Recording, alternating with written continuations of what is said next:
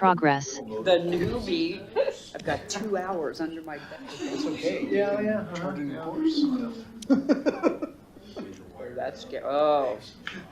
All right. I'll tell you gave me Yes, it permission to will. do that. Yeah. Have I ever seen it not? Feel the importance. Really? Well, and You're driving forward. You can't go further. I thought I'd just do some weekly. Because You guys are really. This one's gonna be a lot more condition. Just. I think it's just. Keep it in stand, so some of the others. he seems pretty comfortable with it. But civil. I think he.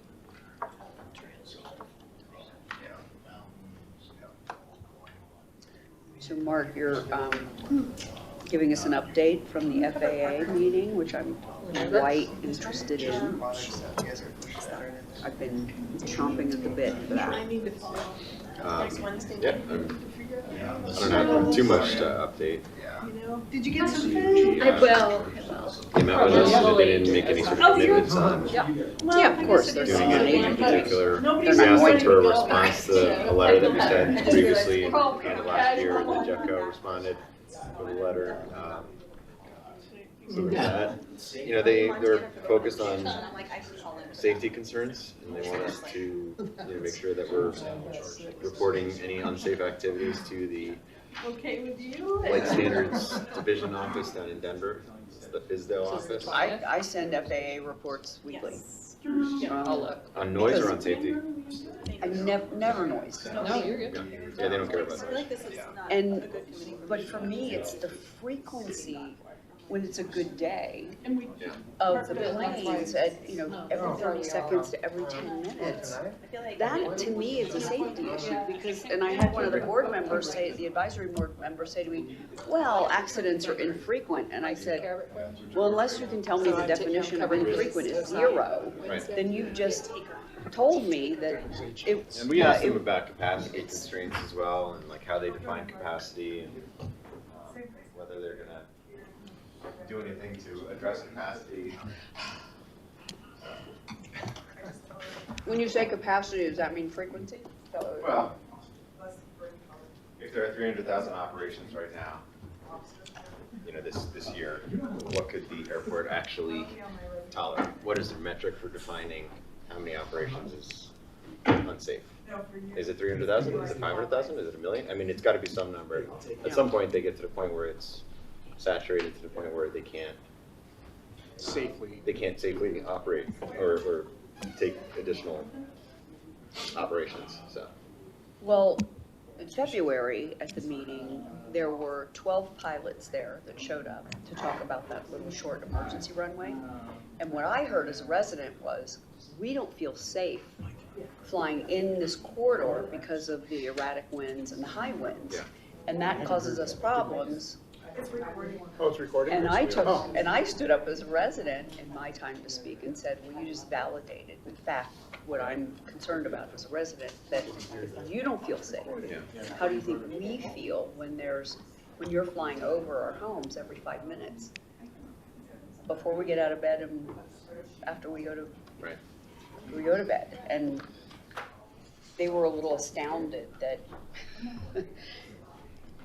that there was a resident there, and then I took their information and also asked them to look at that perspective. I mean, not that they don't have control over that, but. All right. 6:05. Why don't we get started? Do we have anybody else who walked in from the bar? 2 people in there. All right. Excellent. I got Well, one. there they are. Welcome. All right, I'll call to order the Town Council and Park dinner for May 11th, 2026. Good evening, everybody. Good to see you all. Thank you for serving our community. Why don't we go around the table and just introduce ourselves? There's some new faces around the table. I'm Mark Lasis. I am the mayor. Heather Craycraft, council member. Jason Serbu, Mayor Pro Tem. Stephanie Miller, council member. Mike Foster, Council Member. Deb Bose, Park. Melissa Park. Leslie Clark, town staff. Brian Meyer, Park Staff Liaison. Martha Zigman, Park. And Did you say your name?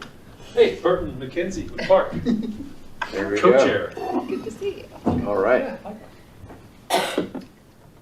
So we've got an agenda here from you guys on a couple topics. This is your opportunity to tell us what to do. So who's running the show tonight? I think it was number one, sorry. Yeah. I didn't. Oh, yeah, there's some. Oh, I guess. Oh, right there, I'll show you. Yeah, so if no one knows. Go for it. So one of my soapboxes is the smaller parks. And so for tonight, we'll just focus on Pirate Park. So Pirate Park services a very large portion of homes. And if you hang out there for any, like the time I was there for 2 or 3 hours the other day, and tremendous traffic through there. And that park actually services, if you look at a map, a good portion of houses. So the nearest by foot, or driving, the nearest park to that is quite a ways for those houses. So whether, you might go to South Pool, or you might go to, I guess, Wildflower, but Pirate Park is tucked in a spot, again, that services a lot of homes, so it gets a lot of traffic. It's in badly need of repair. It's borderline unsafe, I would say, but it's not really. But the surfaces are peeled up, creating a sharp object. That park, along with Pirate Park along with Cabin Park, which is like kind of, we call it a hidden park because no one knows it's there. It's inside a bunch of houses, which would be my second choice. But It's in my backyard. okay, all right. So that one doesn't have the same amount of peel. So it peels up and it creates a sharp edge. Then also, along with Cabin, if you're a 4 or 5 year old, you got to drop 3-4 feet down to the ground if you're doing the monkey bars. So 4 feet to drop for someone that's 3 feet tall is a significant drop. So like if you're familiar with South Pool, which also needs to get refurbished, but I'm assuming that's part of the package of the South Pool revamp. We're not doing the playground. Yeah. Oh, it's going to stay. Okay. Yeah. All right. It's not in the budget okay. for this project. Okay.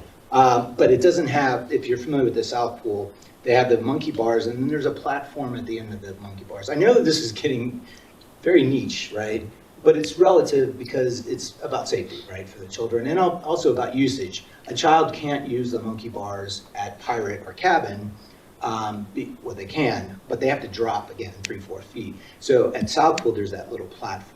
I'm just giving you some examples. If you went out to Pirate and just climbed around on it yourself, you would see the problems. Also, I know a resident that backs up to that, and they complain about the wasps. They build nests inside inside the structure.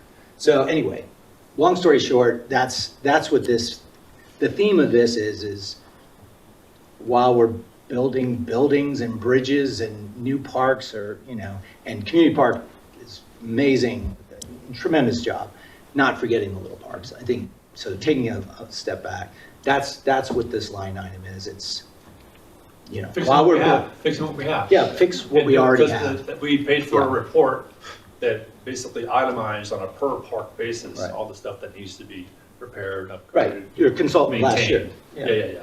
And that was all that Park was, that's basically focusing on coming up with a timeline and budget for basically to fix everything in the report that we paid for. Other than Pirate Park and Cabin Park, are there any other of those pocket parts that need work? Well, I mean, the highest priority certainly is Pirate. Second, would probably be Cabin, which you can vouch for that. I think Fire and what I call Blue, I have actually the map with me, but the one that kind of overlooks El Dorado almost, but anyway, it's mostly colored blue. Which we have around Castle Park. Castle Park, thank you. So those are those parks that don't get a lot of attention, but by far, Pirate is the most in need of attention. And then I would say second is Cabin. Third, they band-aided some things at Fire, and I think it's called Fire, right? Fire Station. Fire Station Park. Anyway, and then Castle. So I personally would put in the door. Feel free to do all that yourself. But and I put in C-Click Fix on a lot of these things, and they just got closed. Meaning we'll address it sometime, is what the response was. So that was a while back. Anyway, that's my spiel there. Any other clarification? Probably give you way too much. No, it's fine. Do we have something that we're expecting in the budget for 2027 to address the pocket parks? Yes, I mean, ideally, we could do a full renovation. That's probably the most cost-effective way to address the ADA concerns, as well as just bringing things up to code. And Pirate Park is old. It looks rough. Yeah. It's one of the parks that still has a pea gravel in it, so it would be one of my higher priority ones. I think the other one that has pea gravel is Castle, maybe? And fire station. Fire station, maybe it is fire station then. But at least addressing one of those a year, if not two. It's always more expensive than you think, but you know, if we go in with the same kind of standards we did for the big and little children's and then community, I think, you know, we're looking at $250 to $300 per smaller playground. Community park is amazing, by the way. It's so great. It's a mob Love scene. the new park. Crazy. We went all 3 days this weekend. It was busy every time. How many kids were there? Like, Oh, yeah. I mean, it was Like mob the whole 40, time. 50? Like When I 3 went. dozen, Wow. I counted them. Wow. It's amazing. it's a mob scene. It's crazy. So we redid Purple Park, now we just did Community Park. When we're kind of thinking big picture about all the parks, obviously the Sagamore Parks are brand new, Children's Park is brand new, Miners Park is basically new. Miners Park is new. It was built to a little different standard, so we have had to do some repairs there, but we're trying to keep up with those. Just because it's a wood-based playground versus the typical playground structure. Do we have a, like, other than kind of these 4 parks, are there any others that are on? Wildflower. Which is the Yeah, bigger I one. mean, Wildflower is going to be a really big project, Right. just because of the footprint is huge. The equipment there isn't so bad, but we do have the wood fiber, which we fight all the time. There's a lot of wind up there, it blows, we Yeah. break it back, it blows, we break it back. Same thing with the sand from the volleyball. But I We have a do retaining wall have now, though. That's true. the scorecard from the consultant that did the evaluations. Now, some of the items have been addressed already, but not all of them, but they did mention Miners Park, but we fixed the issues there. Community Park now has a brand new play structure, then it lists Pirate Park, Fire Station. It did list North Pool, Castle Peak and Circle, but I can pass this around.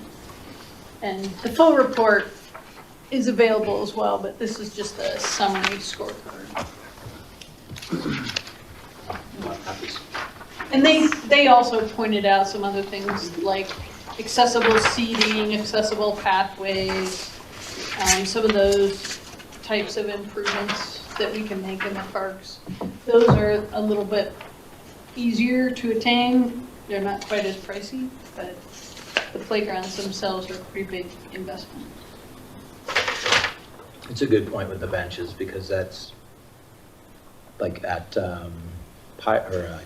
sorry, what's the blue park? Castle. Castle. Yeah, Castle. I don't know how they look today, but I mean, some of those benches you couldn't sit on without impaling yourself. Like, they're just not safe at all. So, but that's where the parents sit while the kids are playing. So obviously it should be a package that anytime we do a park, we consider the surrounding benches for the parents. Well, I think it makes sense for us to have a plan to address all the parks that are, certainly if there's any safety issues, those need to be taken care of. But I mean, we've got, the aging infrastructure and things need to be replaced. We've focused on the really big parks first and they turned out great. And now let's turn our attention to the smaller ones and come up with a plan. How long do we think that, realistically will take, given what we expect to have in budgets, to kind of fix all the ones that need to be fixed? Give us a Depends how much money you want to throw at it, but you know. Well, I mean, how much money do we anticipate having, you know, in the CIP budget for park projects? I don't know that I have a good handle on that yet. Okay. You know, we were able to afford community because of the bond. Right. We've, in the past, put at least 100 in there for playground improvements, but those are typically replacing parts, pieces and parts, not a whole playground, so. I'll have to revisit that and look at our priority list for CIP, between Brandon and I, what needs to get taken care of. Well, as we head into budget season, I think it would be interesting to look at it from a, you know, kind of an aggressive perspective and then a more conservative perspective, and what could we realistically do if we tried to kind of front load some of these projects and get them done sooner rather than later versus what is more reasonable to expect. No, I agree. I think that'd be great. For cabin, there's an opportunity there, if you're not going to get to it in a couple of years, at least to put that monkey bar platform, landing platform, again, they have it at South Pool, but at your park, cabin park, you know, that would be an easy fix. You know, the surfaces are aged, it needs to be refurbed or redone, but at least that platform, in my opinion, and my daughter's big enough now, but I watch these little kids and it's just, if you stayed at any park for any length of time. My kids spent a lot of time on those monkey bars. Oh, I'm sure. There's a platform on one side, but not on the other. Right, so you have to just drop. And, Or you turn around you and know, come back. Yeah, or you turn, if you're strong enough, you know, so. I've never seen anybody get hurt, it's not user-friendly, and it doesn't have that platform that South Pool has at the end of the monkey bars. I know, maybe I'm nitpicking, but I don't think so. My daredevil youngest child loves the 4-foot drop off in Okay, Vibrant Park. so there you She's go. like,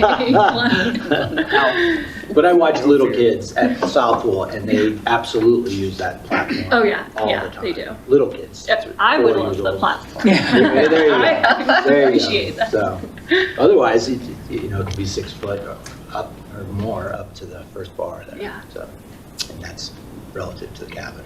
Well, all those smaller parks were not designed by the town. They were all Richmond homes when they built sure, Rock yeah. Creek, and Yeah. they served the community well, and they've been great. Yeah, But absolutely. all things have a useful life, and they're nearing the end of theirs. So Yep. we need to invest in them to make sure that they're meeting the standards of the community. So, Yeah, I 100% agree. Thank you. any additional thoughts, input on the pocket parks? Curious to see how the budget shakes out. Mhm. All right. Yeah, we have a few other CIP projects Sure. slated, so That's how it always works. we'll just have to have a discussion. Okay. All right, next on the list. Assessing our scoring needs versus budget allocation. Well, that's kind of what we just talked about, right? Yes. So, do we have anything else on that, or we're just gonna move on to the community center tap and cafe recommendations for future use for revitalization?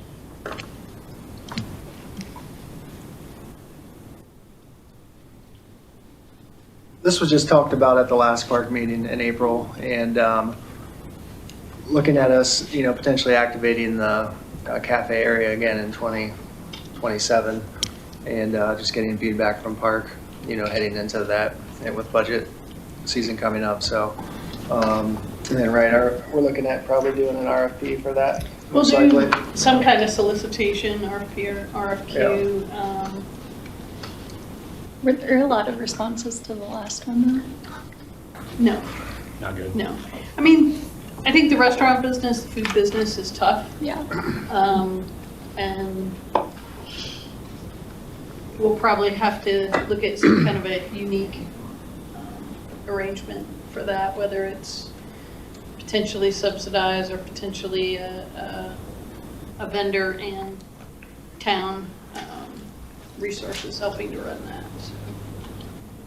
Has there ever been a consideration for people with food trucks to rotate through there?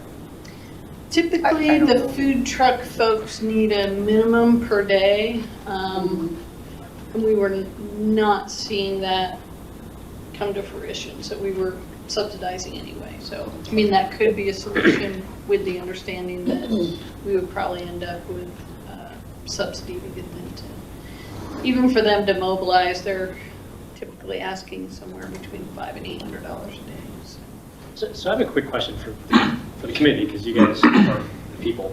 Like when we designed the community space in the Land Rover building, we thought there'd be a lot of people wanting to buy food and everything else. Serendipity came in, guns blazing, and things, there's all sorts of things that they were doing right, not right, and things like that. And now we struggle to bring on another vendor. Leslie just pointed out potential subsidy. As you think about the town's finances and how and where people go to congregate and what they want to spend and buy, is this the right place for us to spend money if it takes a town subsidy?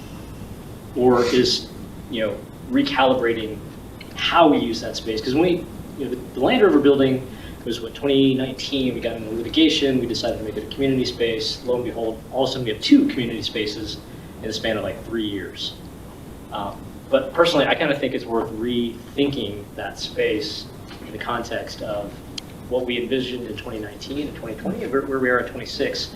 Given the restaurant businesses are literally falling off the vine, they're struggling. And if you have finite resources, do you throw a subsidy at a business that's going to struggle? That's my thought. I really want to hear what other people think. I don't know, do we have the data on how, I'm guessing you do, on how often those rooms are booked and for how long? Like, are they booked for full day meetings and sessions, and the frequency of those bookings? We do. I mean, purely from like a programming perspective, I mean, those of you guys that frequent the community center, I mean, just looking at the senior programs and I mean, how much those programs have more activated the space, since Serendipity left. So that amount of foot traffic would certainly, this would appeal to if we were able to reactivate the cafe. The room rentals, yeah, I mean, we have that info. I don't know off the top of my head. I'm just curious from my own experience, it seems like most of the activations are like shorter term, like you're not spending all day there. Like initially that was my thought, like, oh, you're gonna book a room, I'm gonna work remote from there all day. And in that case, I would maybe purchase a lunch on site.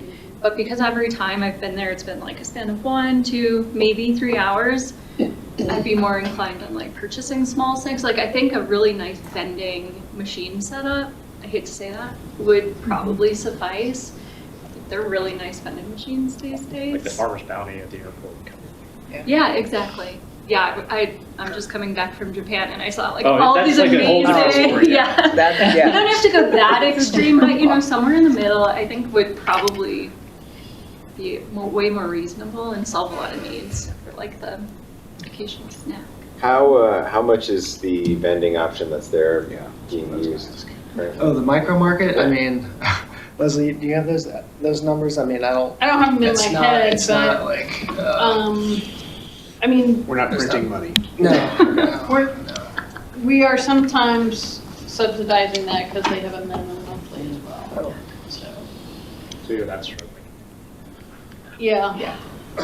I mean, the type of vending that they have in there is probably more appealing to the younger age groups, and they would just prefer to go to Safeway. I don't know why. It's But cheaper. You get a bigger bag of Doritos.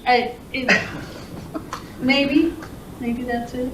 I don't Could know. be options to just having the option. Yeah. And the activity of it. What if looking at the daily events that are at the center and monthly, and doing a survey of the folks like who play poker and euchre and bingo and all those other things, and if they would want, I don't know, some food service during that time. I'm just thinking, because to your point, we need people to support that, so that isn't as much of a subsidy. There still might be one, I don't know, but there has to be a quantity of folks who are interested in the food versus vending machines. So I'm not sure that seniors are going to sign up for a sandwich out of a vending machine.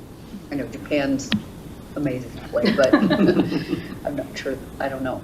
I mean, either way, we have to make sure that there's a desire. Yeah. And since there are already programs there, finding out what those folks might want, at least gives us a clue, a starting point versus just throwing a dart, at the board.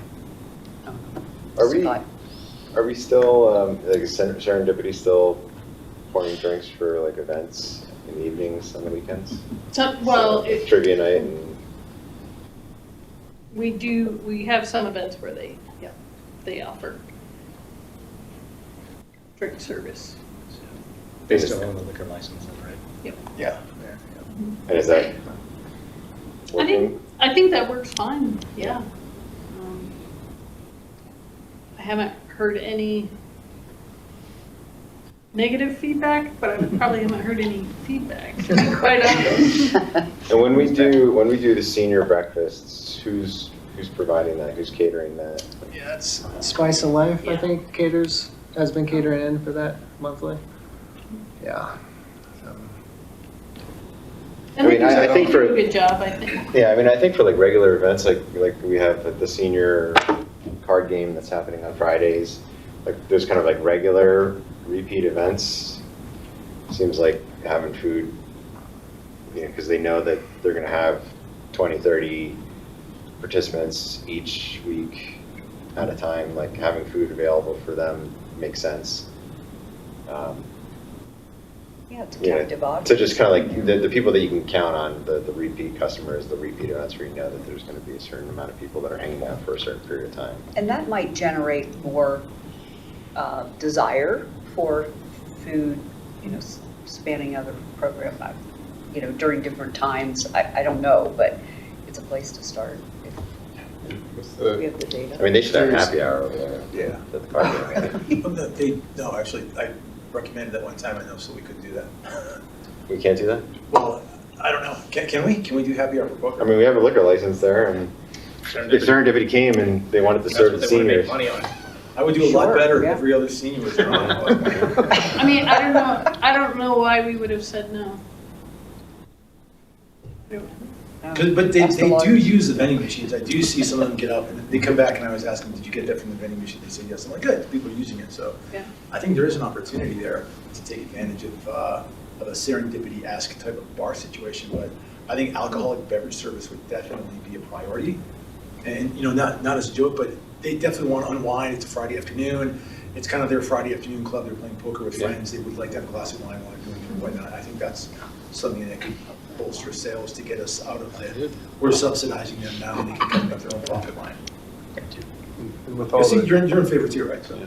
Yeah. I mean, especially might if play poker for that. Serendipity's already staffing up for Friday night events, for Jam and Feud and all the events that they're typically doing, they can come in a little early and serve from, what time's poker start, 3? 2:30? 2:30? Happy hour could start at 2:30. Start at 2, get them going for bed. Give me a chance. Bedtime's 6. No offense. But Bedtime's not. But I do think the other, the issue that we're going to struggle with and have struggled with at the community center is, exactly the point of, like, people drop in for like an hour or two. It's not a regular thing necessarily. It's just, for getting coffee with somebody, and that sort of thing isn't necessarily as conducive to having a vendor on site that you're going to go and get a cappuccino from, especially when you walk across the parking lot to Starbucks. And then the kids are going to Safeway anyway, and then as part of their social experience, they hit all the shops at the Safeway Plaza and then come over to the community center. I mean, there are a lot of restaurants that don't open until 4 p.m., 5 p.m., and only a couple days a week. You can severely curtail the hours available to be open and just have focus on those times, whatever, Wednesday, Thursday, Friday, Saturday, and that's it during those times, and then people would be able to plan and have it during events or whatever. Maybe a way to answer your question, one way to reduce the subsidizing. Yeah, I If they think had people show up during a certain amount of time, which I think it was previously open all the time. all the time. Like, and that's a lot of hours to have someone staffed there all the time. But I do miss the hazy IPAs on tap. I will say that, especially during high-lo fi band coming in and playing. A little hi-fi. The chamber has their weekly Wednesday leads group meeting there that I'm a part of, and so every Wednesday, I will say, when the cafe was open, everybody would go grab something, so it was used, but then, and before and after meetings, but for the hour in between, if I had to hop out of the meeting, nobody was using it, so it's tough to staff because you get these surges, and that was also an issue where there'd be a surge and they didn't have things readily available, which, to their credit, it was all fresh and amazing and delicious, but it took a little bit to put together, so they'd disappear in the back and everybody's kind of waiting and can I order, and we got the bell, but that can only do so much. So if there was something put there, it would probably make sense to put something that's a little more like ready-made. You're not having to disappear to make it, type of situation. I'm not seeing everybody using the vending machines anymore than they were using the cafe. I mean, the cafe they would use, although they would get there an hour ahead of time to make sure they had time to meet. But I'm not seeing them use the vending machines as much, so I'm glad to hear that some seniors are using it because I haven't seen a whole lot using it. Is the coffee machine functional or is that broken? Yeah, it's functioning. Works. Yeah. Most of the time, yeah. Most of the time. Chatting with the chief, it's. It can be twiddly Well used. sometimes. Yeah. Well, I think, I like the idea of, at least for the kind of regular users that we can count on at a regular time, like the senior group, for their poker nights, or poker afternoons, expanding like Serendipity's service. Like, let's talk to them, see if they would be interested in this. And then let's see if Serendipity would be willing to staff it a little earlier. And then if there's other programming that we think might benefit from it, like open mic night on Wednesdays, something like that, like, and maybe we can expand the service to cater to those folks that we feel like there's a regular draw. I don't know how the different town committees would feel about this, but most committees hold their meetings at the community center, and granted, it's only once a month, but to your point, Mark, it's at a fixed time on a fixed day, and so we know that there's going to be between 4 and 10 committee members there, and so rather than staff catering those meetings, maybe it's the same value that goes to catering is put into Serendipity. I don't know if that would be a wash or more expensive or less expensive, but something to explore. Might save some staff time. Are you suggesting that we have IPAs during that? That's what I thought he was saying. That's where I thought he was going. Open bar during committee meetings. Might get better. Bigger committee.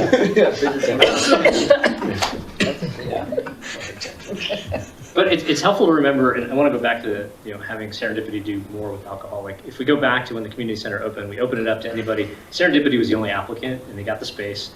Then they decided to leave because they weren't making enough money. We opened it up again. We got like no applicants. Like, it's a tough place to make money. And if we go to more alcohol, and I think Serendipity kind of fell into a liquor license because they're the only applicant. I do believe competition is good. Like, if somebody else wants to hold a liquor license, sell more alcohol more regularly, more frequently, we should potentially entertain that conversation. They had effectively a monopoly on a liquor license since the building opened. And I mean, there's been times where for different events, there's a line of like 30 people waiting for a beer, and they've got like one staffer there, right? And we all know the margin on alcohol is like infinite. So like, why not have 2 people? Because I do believe that there are some events that could benefit from different options if somebody's going to make money. But if the standard food truck needs, say, $700 or $800 a day just to cover their costs, that's a high bar on sandwiches. Right? It's a high bar on almost anything, given the volume of people that we have at our events in the community center. Which is why I asked the question at the beginning, like, is this the right place to throw some dollars? Potentially. I'm sure there was outreach to the existing restaurants right across the street, right? They didn't want to know much or something. And maybe there is a hybrid approach where we could look at almost offering them a day to come in and cater, like you be the guest. Mexican Fridays. But the liquor license doesn't work that way. The food Yeah. can, but the liquor license would have to be the single vendor, but at least now until those rules are updated. But yeah, we can, that's good input. Yeah, I mean, if we can look at any recommendations to potentially expand it within reason, I think we want to be smart and we want to make the community center as inviting a place as it can be and as useful to the community as it can be. And that means getting some food, getting a drink, in addition to meetings that are going to be held or activities. I think it makes it a better space. But at the same time, like we learned from the lessons of the past, and we need to be realistic about staffing. The experts in the food business are the ones who are in the food business, so putting out a call for qualifications and recommendations, or maybe some ideas that come forward. I would just want to make sure that whatever we put in there doesn't compete with the businesses over next to Safeway, because obviously they made an investment in wanting to be in Superior, and the town winds up being in a position where we're having to subsidize a food operation, and that's at the expense of those other businesses. That doesn't seem fair to me. So if we can find a way to not subsidize food provider at the community center, that would be ideal for me. Is there a situation where we could maybe partner with those businesses? So like Mondays is Mexican and Tuesdays is, Jimmy's, and Wednesday's pizza, and we could have, obviously the liquor vendor would be, the sweet shop, where we could have everybody basically bring in, some sort of catered option that's easy to dish out for certain hours, and that way it's giving them some more business, and then giving food options for residents who then become wild fans of those restaurants and then go to those restaurants on That's their kind of own. where I was going on the outreach to the restaurants right I like across the that. street and see if they want, because it wouldn't be a competition if we offered them a catered event. We're buying Yeah. food. If you don't want to do it, that's not competition, right? They do cater, some of them. But like food for purchase, like Yes, almost like, absolutely. yeah, Yeah. where the town maybe isn't subsidizing so much, but we could sell the food. I think if it was predictable, I think some of the challenges they have are staffing. So to staff both their restaurant and, a day at the community center is challenging, but if they can plan ahead for that, I think that might be something they'd be interested in. What about reaching out to the cottage industry? There are a lot of home bakers and people running their own home baking or whatever businesses out of their homes, and giving them an actual opportunity to use a commercial kitchen opens up an opportunity for their business. Well, it's pretty low risk for the town and them. Unfortunately, it doesn't have a commercial kitchen. That's been part of the Achilles heel with the space Yeah. in terms of what you could do there. Well, then the cottage laws would still apply and it could still work for them. They would just bring their goods in. Right. Yeah. Yeah. Yeah. There are a lot of home bakers here. That's not a bad idea. Yeah, from Every the once in a summer while, market, there are folks that sell food who make it in their homes. Just a hat rack over here. Well, maybe that's an idea though, to leverage the relationships that we're building with the summer markets, and to see if any of those vendors would be interested in Great place to start. offering, periodically something at the community center, once a week, once a month, whatever it is. Yeah. It's like Taco Tuesday or I think it's empanadas. Fridays. No, but I mean, like, We there's, just have a few of them, so we there's could like do the multiple empanada Mexican vendor, ones. like, the Polish pantry, The Polish bakery. pantry, pierogies on Fridays. Yeah. So, yeah, I like it. I think it's a good idea. Let's Thanks, Neil, for see bringing that up. what we can come up with. Anything further on that one? All right, last item on the agenda, future input on town programming. This is your soapbox. Well, I came to the committee with my lens, which is seniors, and I met with Carol Burkett today, who obviously has been doing a lot relative to senior programming. And we were just brainstorming about potentially bringing or considering some more wellness type programs, because there's lots of games, which is fantastic because social activities are important for aging, but also there are many other things that are, and I mentioned this to committee last month, that are offered at the Louisville Rec Center where I work, and offer wellness programs that I brought that are brand new to the rec center. And a lot of my students live in Superior, and they've said to me, and Carol and I have discussed all this, why don't we have these in Superior? I mean, it wouldn't be weekly like the poker game or that sort of thing, but a couple times a year, or maybe even monthly, so easy to start to integrate into the calendar and the community. And making them, and we discussed this in committee as well, and I discussed it with Carol, of, not necessarily free, although I think there's that desire ideally, but folks don't always show, if it's free, then that's the value of the program, right? And I've learned that putting these programs together. Obviously the rec center in that case manages all that for me, but I know offering these programs sometimes on Zoom, if they're free, then people sign up and they don't show up. So a minimal cost, and also what we're paid at the rec center to do these programs is really minimal. So it's very affordable. I'm not talking about extra equipment or extra spaces.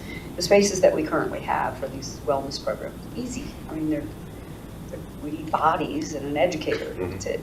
And so I'd like to continue my discussions with her, because she's such an integral part of the senior community and implementing a lot of programs. And then also aligning that with the committee, if that's still the committee's responsibility. So I'm new, and I'm a little sketchy on all of the responsibilities of Park and the evolving responsibilities of Park. So yeah, that was my contribution in the last committee meeting. And just so you know, I'm trying to circle the wagons to make sure that as my suggestions or thoughts aren't ruffling any feathers, that we're incorporating those folks who would benefit from these programs, and using the best route possible for consideration and as much input as we would need as a committee if we are working through this in our responsibilities.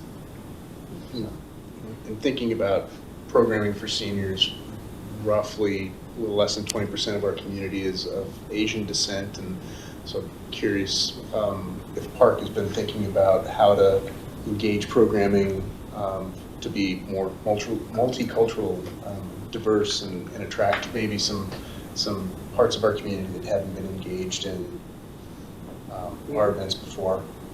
And that the woman who interviewed for the committee, Right. that was Exactly that. totally her Yeah. focus, and I picked up on that. I sat in on her interview, and yeah, I thought that was brilliant. I mean, we do a more multicultural community, which is represented at the rec center as well, and they offer a lot of diverse cultural events, like cooking. I don't know that would even apply for the space of the community center, the kitchen, but yeah, I mean, I think that's something we should think about and consider, as long as there's minimal costs, because we want to be cognizant of budget as well. But good point. But absolutely, in the last few years, we've brought up different niches of demographics and things like that, and how do we service that? I even talked to Jen about the bocce court that isn't usable, having an Italian day or something with a food truck, you know, and focusing on bocce and stuff like that. But anyway, it's come up a number of times. But yeah, certainly that interview, she's really, that's her soapbox, is making sure we have a cultural focus on certain activities in the town. So yeah. Deb, you said it very well. I mean, from the programming perspective, my thing has been, and just because the point is, you know, it's future input on town programming. As a philosophy, I think the town programming should not be based on volunteer programming, volunteer-led programming or free programming. And this is my own humble opinion, just because of our experience with volunteer-led free programming. You know, they have 24 people would literally sign up, and then 8 people will show. So it's just basically kind of a lot to ask of volunteers who are putting all that time and expense on leading these classes for free, and then no one shows up. So I am totally in support of multicultural programming. My thing is it should be paid for, and so in my, you know, hire a teacher, charge whatever is minimal to make sure people show up. But does the town have a programming department? Yeah, we have 3 recreation coordinators. So Kate Archer does facility programs, Katie Haldeman does aquatics, and then we actually hired Alex Ostrom. He does outdoor athletic programs. So those are our 3 coordinators, and obviously for senior programs, we work closely with the senior group, Carol and them. You know, Tim and Kate meet with them periodically, get their feedback, try to improve the senior offerings. But Burton, to your point, you know, I would say 90% of the contracted programs that we offer, like in the recreation guide, those are all paid for programs. The senior programs, because we kind of model that after Louisville, and in order to create that senior program, we had to do, some of those free drop-in, volunteer-led, which is what's happening there. So yeah, and that's kind of more of an outlier. I would say the majority of our programs that we contract, we do revenue splits with, you know, those contractors. Those are all paid for. But the senior stuff, yeah, like when you go to the community center on an afternoon and those groups, most of those are being led by, you know, volunteer seniors, and many times facilitated by, you know, Kate Archer or whatnot. But Yeah, but the wellness programs I'm talking about. Yeah. We're literally talking about like $25, $30 an hour for the instructor, and you charge $5 per person, and you know, I was talking to Carol about this, you know, would that be acceptable? And she said, yeah, because we don't want to have a program and people don't show up, and we talked about this in the committee. And, you know, it's minimal. Yeah. Well, my question, what I was going for that is, should not that, I mean, I just don't know how relevant it could be to park. Yeah. If we already have a programming staff on staff, should that be coordinated through the programming staff for multicultural senior programming? And great, I think that's a great point. And I guess my point of clarification from my perspective is, yeah, town staff running the events, but how does park, since park represents the community and what the community wants, and bringing that community voice to the table to say, oh, you know, maybe we should run a Diwali event or a color run or something that's going to activate the community in a new way, and figure out how do we get that on the programming schedule. Like, wouldn't that go through the programming staff?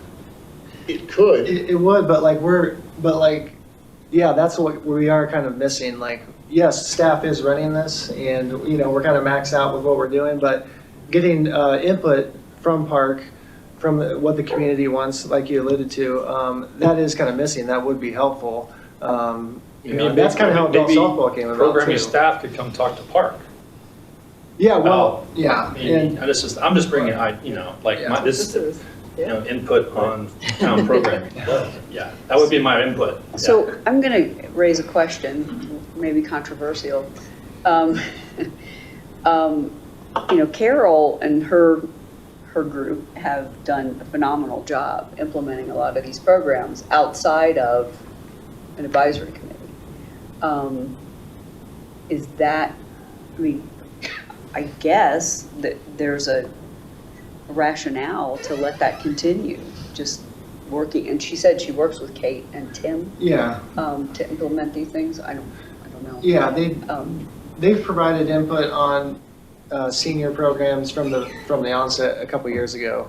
So that small group was instrumental in, providing input to us on what programs to implement. So they are kind of unique, there's no other Yeah, kind of they group are. like that we get feedback But from. highly motivated. I mean, and they Yeah. know their audience. Yeah. And relative to the cultural programs, I think that's a separate thing because that's children all the way to, seniors. For sure. And seniors are a unique and distinct bucket, I think. So I'm just going to pose that to council and the committee and say, should those senior programs still reside in the process that has loosely been well-defined by that senior group? I don't know. That's a great I mean, idea. think I'm kinda in potentially a great favor of it 'cause idea. it's working. I mean, so just so y'all know, this will be, my last park meeting will be this coming June. I can't make the one in May. And then I'll finish my 3-year tenure as I devoted myself to do the past 3 years. So that might be a good thing for Park to focus on for those who want to stay or join, but maybe, because I think we've done such good work the past 3 years since I've been there on the pools, everything's going to be new. All the community park, all the results of that is all new. So we're kind of lacking as an advisory committee. This is for me. Topics to discuss about parks' role, because that's what we've been doing was basically all new, brand new parks, and they're all done. So what do we talk about? So where I'm going with that is, it sounds like it could be potential with Deb, your leadership, to maybe do an alternate track for parks specifically and maybe collaborate more with the town programming staff on programming for seniors and multicultural stuff like that going forward. Make that a very hot topic of discussion, as for in addition to the fixing what we have. Yeah, I appreciate that, but I want to hear everyone's feedback on, I absolutely don't want to mess up what Carol's done. And I don't want it to feel as if we're going to pull that away from. I don't think there's what any she's accomplished. desire to diminish what's already going on. No, I I think saw this that's Carol. successful Yeah, and it's yeah. great. She's one of the She's- ones Oh, that she's spearheads the senior who's organized and really rallied for many of these senior programs that you see on the In the schedule. pamphlet. Oh, okay. Yeah. Okay. And so I just want to be sensitive because we're about our residents and accommodating them and people who've done amazing work to make some of these things successful, creating a simplified process, I guess, and also being a part of that community, gathers She that wanna join information Park? all day long. I don't think so. I'll give my 2 cents. I think what the seniors have done kind of organically right now has worked really well, and don't fix what ain't broke, right? Like, we don't want to tinker with something that is working. And, I think Carol, in addition to, with Sandy Pennington and Sandy Hammerly and Deb Yates, like that crew has really done a great job of fostering that community and working with staff within the community center to really build something special that's working. So I think let's keep that going. I don't see any reason to formalize that into like an advisory group and additional red tape. It's just gonna make things inefficient and it'll ruin Sorry, it. But to the extent that there are aspects of the community center, aspects of just kind of programming in the community that are lacking, whether that's wellness programming or people want to give Cultural programs. cultural programming or interviewing skills and learning how to do personal finance and all the sorts of kind of like life enrichment skills that may be able to be offered by volunteers in the community, so we're not necessarily like having to hire a third-party contractor to go in and like offer something, but kind of figuring out like take a pulse on the community and figure out what people would actually be interested in doing. I think that's a great idea. I'd be interested to know like what the Louisville Library is doing, what's already being done at the rec center, what sorts of programming type services are already out there. That would be kind of like a natural fit. Like I know we've tried like Tai Chi and yoga and things like that. Exercise, I don't know to what extent. Yeah, I mean, that stuff has the been- fitness programs have had limited success in Long Speak Room, not just seniors, but we tried yoga. I mean, it kind of ebbs and flows, Bingo Size is probably the best example of a program that's had some success and it's continuing, but it's not something we're opposed to, I mean, if there is interest in doing more, wellness or fitness related programs, we're just kind of limited to that Long Speak Room. And obviously the community center is not a rec center. So it's, we do have some challenges a little bit with, showers and whatnot, stuff like that. So, but yeah, and I guess I see Park as like an ally to the senior group, the senior group that's working, they're providing feedback to us. It's going well. Park can provide we can give Park quarterly updates from our programming staff. You guys can provide input to us, what the community wants and needs. And then we can focus on other programs that are not senior. I mean, there are lots of ideas there. Thank you for your support. Yeah, I will say that I met with Carol Burkett and Sandy Hammerly separately within the last week. And there's a very strong desire from the senior group not to change things. They don't want to be formalized. They don't want the red tape. We've got a couple groups like that, the Veterans Group, the Sister City Group. They're very intentional to not be into a formal committee where there is added red tape and, to Mark's point, if it's not, don't fix it type of situation. But I do think that Park could be a great resource for not even just senior programming, but just programming in general. But I would caution that the senior group has been working really well, and they have a very strong desire to not change the way they're running right now. Good.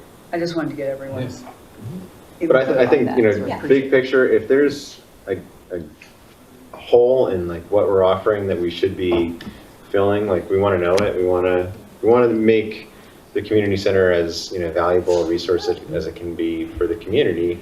We want people to take advantage of it and discover new things. And, civic space as well. And we want to make sure that we're being efficient, right? Like we don't want to offer things that nobody's going to show up for, but like if there's things that people are really interested in that we think we could successfully pull off, like let's work towards that, figure out what it is, and try things.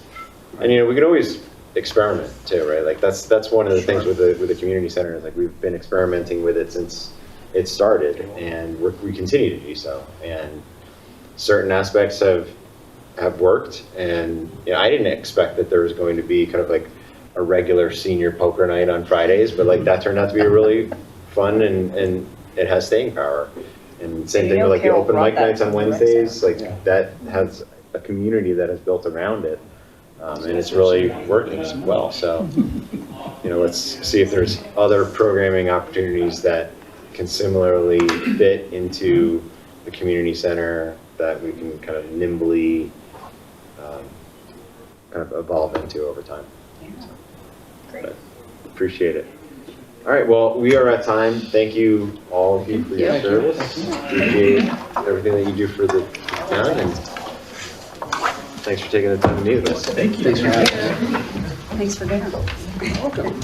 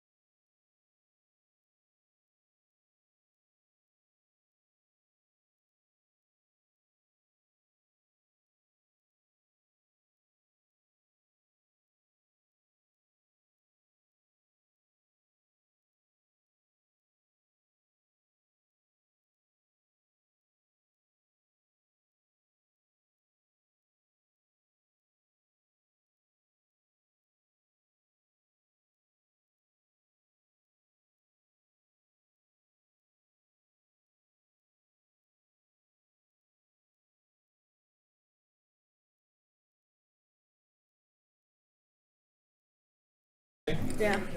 I was like, oh my God, we need to go fancy. This is amazing.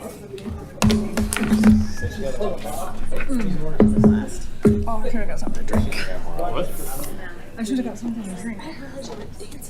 Go. I thought those were reflections seeing Brad in the audience. Oh, he'll be here. He was No, he was already here. Oh. Ready to go? Did you hear that they're backing out stations? Good evening, everyone. I'd like to call to order the regular meeting of the Superior Town Council for Monday, May 11th, 2026. Can we all please rise for the Pledge of Allegiance?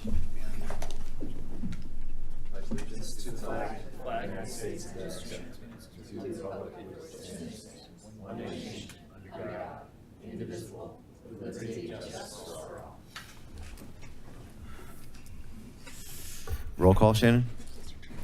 Mayor Mark Lasis. Here. Mayor Pro Tem Jason Serbu. Here. Councilmember Jen Cowish. Here. Councilmember Stephanie Miller. Here. Councilmember Neil Shaw. Here. Councilmember Mike Foster. Here. Councilmember Heather Craycraft. Here. Town Manager Matt Magley. Here. Town Attorney Nicholas Hartman. Here. All right, up next is item 2C, which is approval of the agenda. Are there any changes to the agenda that anybody would like to make? Otherwise, I'll entertain a motion to approve as written. I'd like to pull 4I. 4I. Any other changes? Okay, I'll entertain a motion to approve with 4I pulled. So moved. Okay, we've got a motion from Councilmember Craycraft. Second. Second from Mayor Pro Tem Serbu. All those in favor? Passes unanimous. And we are on to our council reports. Who'd like to go first tonight? Heather. Thank you, Mayor. I have nothing to report. Excellent. Mike? Nothing. I have a few things. Go for it. I'll try to be quick. First and foremost, and thank you to Ted and some of our other veterans and active duty military, but we all know Memorial Day is coming up, but I didn't realize until it was pointed out to me that May is actually National Military Appreciation Month. So I know we have a proclamation later, but I just wanted to thank our active duty and veterans for your service, and Councilmember Cowish for your service. So thank you. I attended the Senior High Tea event last week, which was absolutely phenomenal. Despite the snow, the seniors came out in force. It was so much fun and just really cool to see how the senior group has turned into a movement. It is phenomenal. So I just want to give a shout out to Carol Burkett and Sandy Hammerly for all their hard work. I know staff is doing a lot with programming as well, but they've been helping to lead the charge, and it's been really, really cool to see what that's turned into. So just wanted to give them my gratitude for everything that they're doing.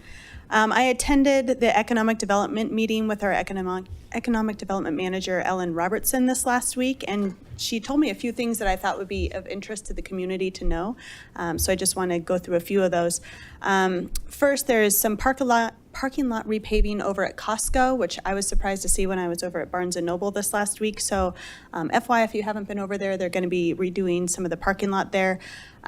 Also over by Target, that's going to be repaved in 2 phases. So you're going to see it over by Facial Aesthetics first, and then it's going to move over to the Michaels side. So just know that that's coming.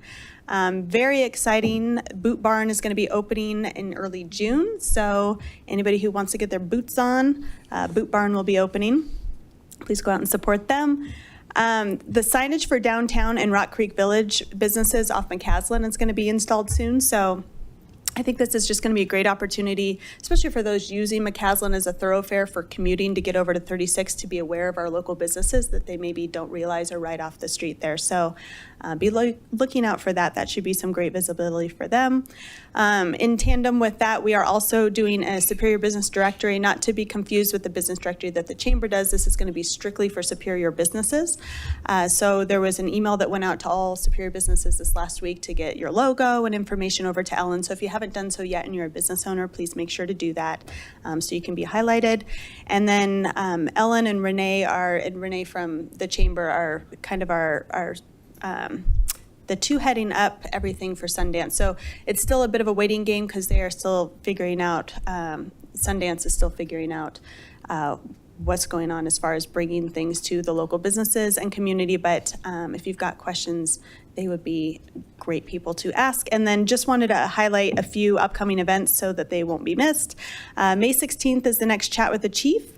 In addition, it's the community park ribbon cutting. There was an email that just went out today if you guys didn't get to see that, but it is a phenomenal playground, already being really, really well used and fits adults. So if you want to get out there and play with your kids, feel free to do so. It is a whole lot of fun. May 20th is our first summer market. May 29th is going to be Boulder Film Friends. It's the next installation, Life of Chuck. This one is a Stephen King drama about a gentleman, Chuck. It's basically a reverse order of his life, and it sounds really fascinating. In the film, he passes away at 39 of a brain tumor. It basically takes from that point going on through his life. So it sounds phenomenal. I would absolutely suggest going to see it. And then June 3rd is the next senior breakfast, as well as the Chamber Awards dinner, and wanted to say congratulations to all our award winners, and especially Sergeant Solomon, who received the Heather Craycraft Superior Achiever Award this year. Very well deserved. So just wanted to thank him for everything he does for our community. And that's it for me. Thanks, Stephanie. Jen? Yeah, I just, one thing I wanted to file a complaint to the Geiger Group, because we had a huge yard sale and I thought I was going to make money, and I did not make any money because I spent all of the money at other people's yard sales. So it was really good. It's a really well organized event, and it was full. There were people everywhere Friday and Saturday, but also there's a community element to it that's really cool, that neighbors just out talking to each other and walking around in their smaller neighborhood areas and checking out what stuff they have. And it's just a wonderful thing that they do every year. So just big thank you to them. Thanks, Jen. Neil? Sure, just a comment about the movie coming up at the end of the month is actually rated R, so make sure you're above the proper age. So it's the first R-rated movie for the Film Friends. Just a quick comment, at the May the 4th joint meeting with Louisville, maybe with you, discussion of the Marshall Fire project included reference to potential $4 to $5 million construction cost. I think it's sort of really important to acknowledge that earlier conversations around this project reference a much lower conceptual range, like $1 to $2 million, and that the higher figures being discussed today are not necessarily tied to a final estimate or defined scope. A lot of folks have been emailing me really, really worried about that number. So as we continue moving this project forward, we should be careful and disciplined about how projected costs are communicated publicly, because those numbers directly influence company perception of future fundraising options or even efforts. We kind of also need to be mindful of the optics of a memorial project with a very large price tag when some people have not been able to move back in or never able to fully recover from the fire. So just cautious on that. I'm actually not sure where the 4 to 5 came from, because the number just seems to just magically turn around, and I do get it's government, and every time government builds something, it's a lot more expensive than somebody else does. So as we kind of recognize expanding of the scope, that it may have financial implications, and we need to figure out how to fund it, it might make sense for the group, and I'm looking at Dalton, to kind of consider a target first as we conceptualize and move this thing forward, so we can balance creating something meaningful and also demonstrate financial, fiscal responsibility and the sensitivity to the community relative to what the community's been through. That's it. Thanks, Neil. Jason? Yeah, good evening. I too also went to the senior tea, which was fantastic. It was very, very well attended. I just wanted to give a recommendation that I sent in an email. High five to Kate Archer for running the event. She did a fantastic job, and her entire staff just made a wonderful event for the seniors. And if we are going to give credit where credit is due, Councilmember Miller, we also have to include Sandy Pennington, Debbie Yates, and Tina Shaw were the other 3 seniors. There's 5 of these senior ladies who do all the senior programming, not just card games. They also do the crafts, the arts, and the fitness program. So very, very well done for them. Jamie Dixon got in touch with me this week. We have snapping turtles in Superior. Now, they're not native to this area. They're native to the east and to the southern parts of the state. And just as kind of a heads up to little children that are playing in Purple Park, while they're not overtly aggressive animals, the term snapping turtle means they still snap. So please be mindful if your children are chasing them or thinking of them as a cute play toy. They certainly are not. So just cool to take a picture. It's cool to get close. Don't reach your hand out thinking you can pet them. They probably don't like that. And that's all I have. Thanks, Mark. Thanks, Jason. Good evening, everyone. Good to see you all. Just a couple updates. So Rock Creek Parkway is currently under construction. I'm sure all of you have noticed that. We've sent out informational notices from the town instructing people to avoid Rock Creek Parkway for the summer unless it's local traffic only. So if you can take McCaslin and Colton and avoid Rock Creek Parkway, that would be beneficial to everyone unless you live in that immediate area. So please bear with us as this project is going to take the next several months to be completed, but it's going to be a substantially improved Rock Creek Parkway, which will serve the community well for the next several decades. A couple of updates this Saturday. So in addition to the community park ribbon cutting that we're going to be having on Saturday, May 16th at 2 p.m. on Main Street, there is going to be an event to welcome some new businesses on Main Street. So there are 4 new shops that have opened on Main Street: Ken Schwee's Psychology of Design, Arts Off Center, American Family Insurance, and Main Street Longevity. They're having an event at 2 p.m. on May 16th. On Main Street, there'll be music, food, beverages, gift bags. So come on down to Main Street, check out the new businesses, and support the local economy. Then a couple additional announcements. This will be our only meeting for the month of May. We're not meeting a second meeting in May. Our next meeting will be on June 8th, and then we also on June 1st have a town council work session on June 1st. And that's my announcements for tonight. Town Manager Magley. Thank you, Mayor. Just speaking about the work session, if you can send me any topics you might have so staff can prepare any information that we need to, just email them to me. Thanks. Right. Town Attorney. Nothing. And Town Clerk. All right.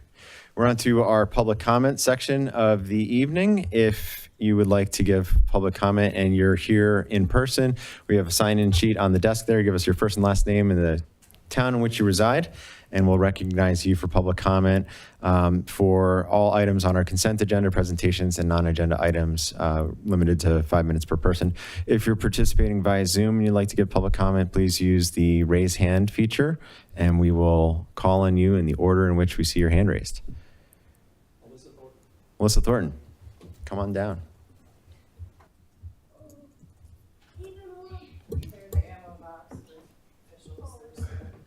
Nothing to be worried about in here.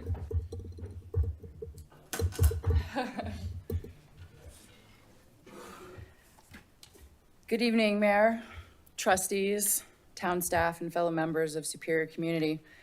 My name is Melissa Thornton, and I want to sincerely thank each and every single one of you for your time, your leadership, and your continued commitment to this town.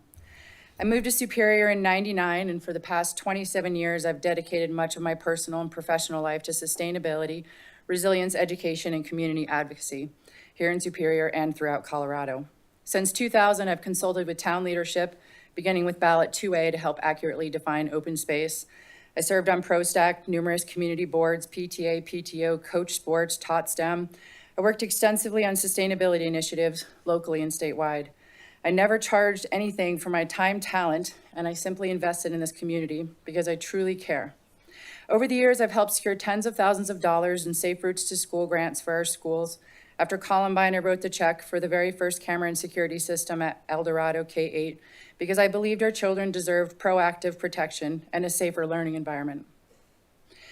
I've also helped establish the first organic gardens at El Dorado K-8 with Kimball Musk's nonprofit initiative. I converted the first conventional Richmond home into an Energy Star home, which ultimately sold for 15% more than market value. And I started keynote speaking alongside the governor's energy office regarding sustainable development and green building practices.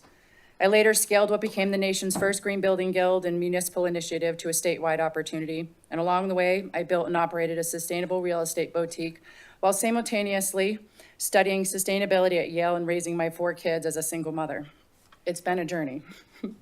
Today, as a new empty nester, I have more time and energy than ever before.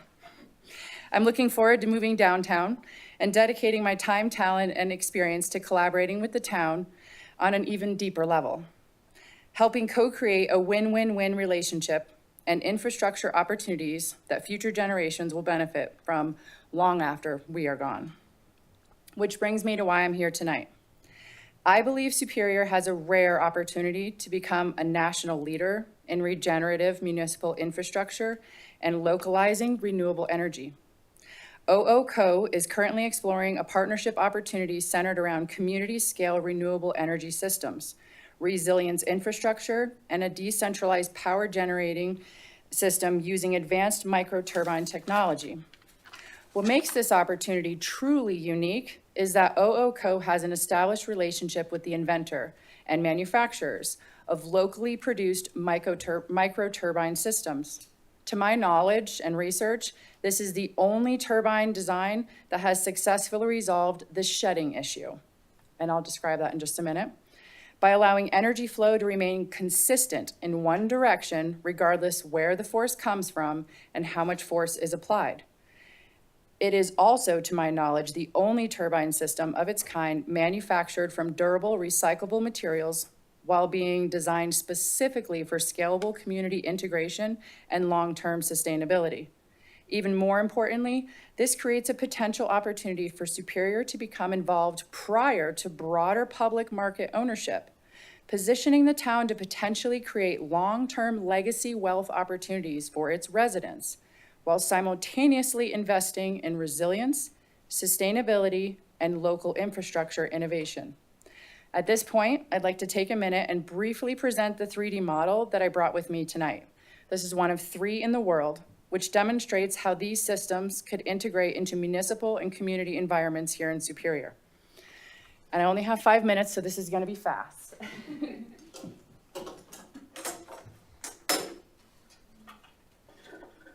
This is a 3D model of one of the turbines that can be created and scaled as small as 6 inches up to 10 feet in diameter. We can place these on all of the horizontal surface areas in downtown and take buildings off the grid, whereby allowing them to create their own energy.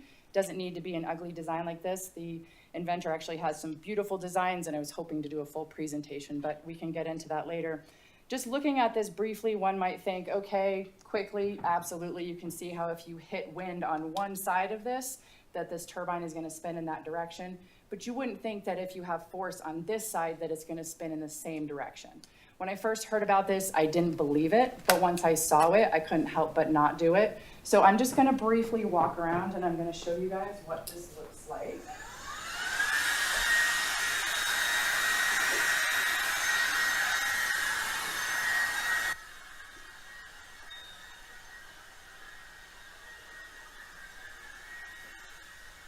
Pretty exciting. I think it was about 15 years ago, Matt reached out to me on a phone and asked me about some sustainability initiatives for the town and wanting to replace municipal energy needs when you were working on the RFP. And now municipal energy has been replaced with solar. There's a greater opportunity here to take it to the next level. I just want to say thank you. As we all know, the national energy landscape is becoming increasingly unstable and increasingly expensive. Communities across this country are facing aging infrastructure, wildfire vulnerability, rising energy costs, insurance instability, and a growing dependence on centralized systems that they ultimately do not control. Superior understands these realities more personally than most because of what we experienced during the Marshall Fire. At the same time, municipalities continue spending enormous amounts on infrastructure, mitigation, emergency preparedness, and utility dependency without truly resolving long-term vulnerability. Tonight, I would respectfully suggest that Superior has the opportunity to move forward from reactive positioning to proactive leadership. As a home rule municipality, Superior possesses a unique ability to innovate. Thank you. Thank you for your comments. We appreciate props during public comment. So.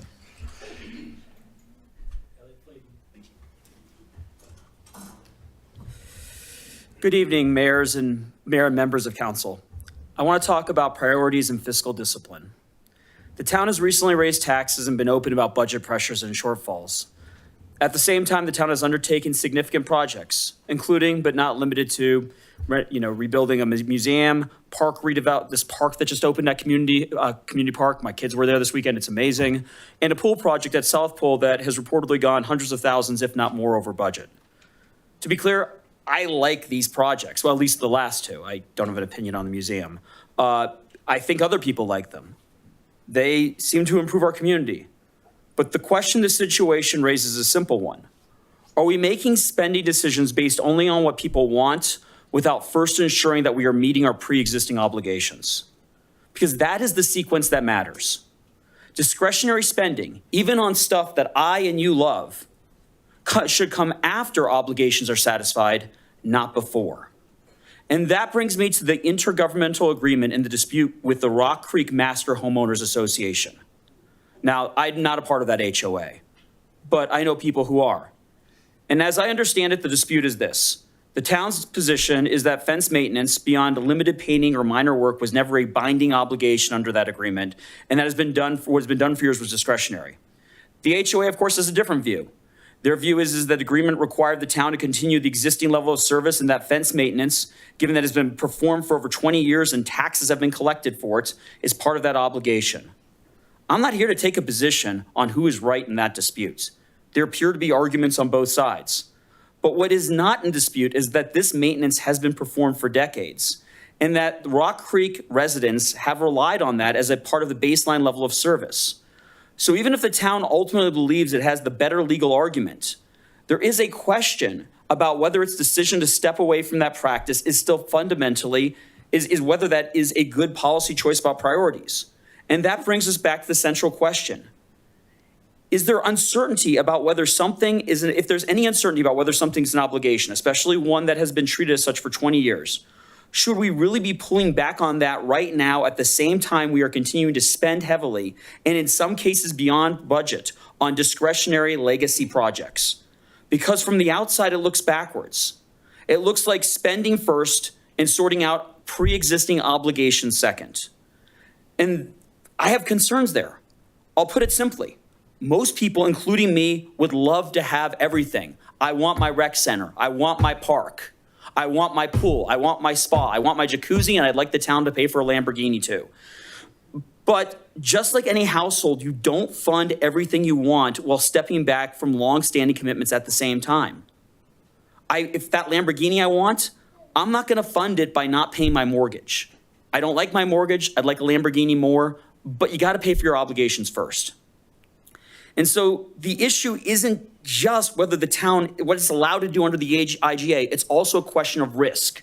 If the town is not absolutely sure that it has an ironclad position on this, it looks like we're trying to nickel and dime an HOA and risk a lawsuit that we really can't afford while doing so. And that brings me overall to a question about how this council is looking at long-term financing. Project after project, expense after expense, for stuff that I believe you all want. I believe members of this council want these projects for the same reason I want them. We have kids that go to these places. My kids are at community park. I'm assuming some of your kids are at a community park. My kids are going to be using the pool. I assume some of your kids will be using the pool. But that's not an excuse to take borderline positions, perhaps borderline positions, I'm not giving legal advice, on whether we can get out of our obligations. And so I would ask this council, before it approves major projects that we would all love to have, please think about whether we can afford those today, whether we can afford those 5 years from now, 10 years from now, or whether to try to afford these things that we actually don't have money for, we're going to try to break agreements we've already had. Because if that's what we're doing, I don't care how nice these projects are, it's just not right. Thank you. Thank you for your comments. Anybody else? All right, anybody on Zoom like to give public comment? All right, seeing none, public comment is closed. And we're on to item 3A, which is our presentation sections of the evening. And we have a presentation tonight on the 2026 Boulder County ballot question, going from 3 to 5 Boulder County commissioners. And we've got Big Tent Boulder County here to give their presentation. Come on down. Thank you for being here. Oh, I get to run my own slides. Okay. No, it's okay. Right-handed, so. Oh, thanks for getting me started. Yeah.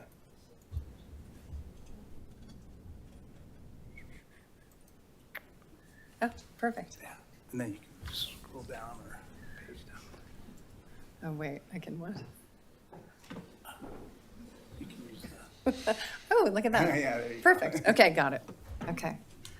Hi, everyone, and thank you very much for your interest. My name is Tina Mew, and I'm here with Terry Burnchich, and we are part of the steering committee. We call ourselves Big Tent Boulder. And before I go into this formal presentation, I just want to say it is a lovely part of doing this work has been visiting places like these city council chambers. So we were in Lyons, talking to the Lyons chamber and or city council, and they ultimately decided to pass a resolution to encourage people to sign on to our ballot initiative. But just listening to the public comment and listening to the things that are going on in these municipalities all through Boulder County makes the work, it's just even more obviously important to get this done. So anyway, it's inspirational to be in all the municipalities. I was talking to people in Gun Barrel and Niwot. We work with people who live in Ward, and they say, we feel neglected. We have our own issues. We have our own passions about the things in Boulder County, and we are not being heard. So anyway, that's kind of preliminary. Here we are, Big Tent Boulder County. And again, we've called ourselves this because we've got a pretty diverse along the political spectrum group of people who all are interested in this good change to governance, in this increasing democracy for our Boulder County. Through this increase from 3 to 5 Boulder County commissioners. And as I said, we have somebody from Ward, we have people from Boulder, we've got people from Longmont and all the L cities, and we have endorsements from most mayors and most city council people. People think this is a good idea. Okay, so Big Tent, because we want to represent everyone in Boulder County. So we believe that our county should reflect the diversity of our communities, as I was just speaking about. And since 1861, when Boulder County was officially formed, we've had 3 county commissioners. Our 3 county commissioners, as you know, are all voted in at large. And places all over the country are recognizing that this at-large voting favors large municipalities, favors places where the voters are dense. And so Boulder and Longmont have an oversized voice in what goes on in our county, and we are looking to diversify that and reflect the diversity of communities all throughout Boulder County. We also, Ashley Stoltzman is one of the people who's on our steering committee. So she is a current county commissioner, and she has expressed the fact that, 3 county commissioners might have been fine for the thousands of people here in 1861, but now we are a county of over 300,000 people. And it's very difficult to meet all their obligations, to sit on the committees that they sit on at the state level, to do outreach to constituents when there are just 3 of them. And so the idea is by almost doubling the board, we would create a more responsive and accountable Boulder County Commission, a board of Boulder County Commissioners. And then again, our commissioners should work for all of Boulder County, not just a few voices. I'll just repeat, because it bears repeating. We talk to people in Ward who say, we never hear from these commissioners when they're candidates, and rarely even when they're commissioners, because they're spread thin. And definitely when they're candidates, they're just really focused on where the votes are. And so, we're looking to change all of this. All right, I've gone over some of this. Boulder County has grown a lot, but still has 3 commissioners since the 1800s. The 330,000 residents are represented by just 3 officials. And again, many communities feel underrepresented. So mountain communities out to the farmers in the eastern part of our county, to Niwot, who is looking to incorporate, and Gun Barrel, who feels neglected. So we've got people all over Boulder County feeling underrepresented. So our proposal is to increase to 5 commissioners from the 3 we currently have.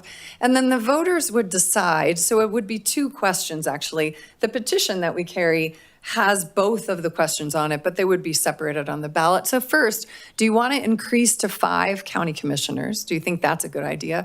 And then second, if you like that, how do you want that structured? So 3 district-based commissioners and 2 at-large commissioners, or 5 district-based commissioners, which would entail some redistricting. So the campaign is agnostic about which of these voters might decide to support. But in either case, we have limited the at-large voting. So in the first choice, you would have 3 county commissioners, but they would be elected by the districts in which they live. And then we would add 2 at-large commissioners.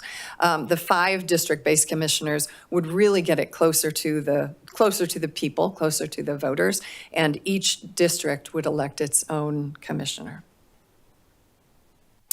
This is part of I think, Matt, I think you put this in the packet everybody had. Okay, so I just pulled this from the materials that we are sharing as we collect signatures. So it's ultimately up to the voters. And we have had former county commissioners say, why not just get this on the ballot? Why not ask the residents of Boulder County whether they would like their governance to be structured a little differently? So we hope that people will just sign the petition to put the question to the vote. More voices, better representation, of course. So having 5 distributed, 5 people for 300,000 people, that is better representation. But also just the diversity of 5 people on a board as opposed to 3 people on a board, just that diversity will be beneficial. Huge budget, small board, time for a change. Some people who oppose our efforts have said, oh, at a time when we are having to make these budget cuts, how can you suggest that we spend $500,000, because that's about the cost all in for 2 additional county commissioners. That's governed, that's in statute, by the way, that's in state statute, how much our county commissioners make. So anyway, $500,000, but we point out a couple things about that. It's a huge budget, $750 million, roughly, annually for just these 3 county commissioners. And yes, there's a cost associated with hiring more county commissioners, but that is a huge amount of money to have 3 people making the decision. And that gets to a structural problem I'll get to in a minute. But with a 3-person board, you have often, and this is often the case in Boulder County, 1 commissioner on one side, 1 commissioner on the other side, and a swing vote in the middle, deciding a lot of questions around this $750 million budget, which is problematic. So we feel that, less than 0.1% of the annual budget to change this structure of representation is well worth it. The cost is tiny compared to the budget. And then again, better decisions, fewer bottlenecks. With only 3 commissioners, every decision is 2 or 1 or unanimous. 1 person can effectively decide the outcome. I was talking to one of our a person who's carrying a petition. This has been tried twice before, and people failed to get the number of signatures. The signature number is no joke, actually. It's quite a heavy lift. So twice before this failed. But this particular carrier was just saying, I remember a county commission where the person, and this was like the 70s, where it was 1 person on one side, 1 person on the other, and the person in the middle was really nervous about making either of the other people mad, so would often be absent. And then all policymaking just comes to a standstill, right? So anyway, structurally, this is problematic. Okay, so with that, I will just say thanks again for having us, and thank you for your interest in this. Of course, we are interested in elevating the votes, mathematically increasing the importance of votes of everybody throughout Boulder County by increasing to 5 and doing away with much of this at-large voting. So thank you. And then I'm happy to take questions. Terry and I are both happy to take questions. Well, thank you for that presentation, and I'll turn it over for questions from the council. I got a quick one, and I'll turn on the lights or figure out. So Tina, I'm an early signer onto the Thank you. The program, and part of it is the town of Superior. We've been on one of those 2-1 votes where we didn't feel like our voice was being heard as it related to the bikeway connecting to Rocky Flats. Right, that's been a big issue for this town forever, and yet 2 of the commissioners never even really engaged. That being said, it's water under the bridge. The big concern I kind of have now is, depending on how this may be organized, what's to prevent Boulder for running up the score to getting effectively 4 seats when we then have like this one East County district sort of rep. Because anybody who's going to run across as an at large has a heavy lift relative to expenditures to try to get the name recognition and get the awareness versus someone who's already in Boulder. Curious what you think. So I can answer that. Terry. Yeah. So the way this would work is if we did the 5 district option, which I think you're referring to, each district would only cover a small subset of the county, and only the voters in that district could vote on that representative. Yeah, I was actually thinking the other way. If you have the 2 at large and you have the existing 3 district sort of mentality, this the other is the 2. problem with the at-large model for Yeah. sure. And in fact, the at-large model has its roots in the Jim Crow era. And most municipalities across the country, and California in particular, 80% have moved to district-based voting.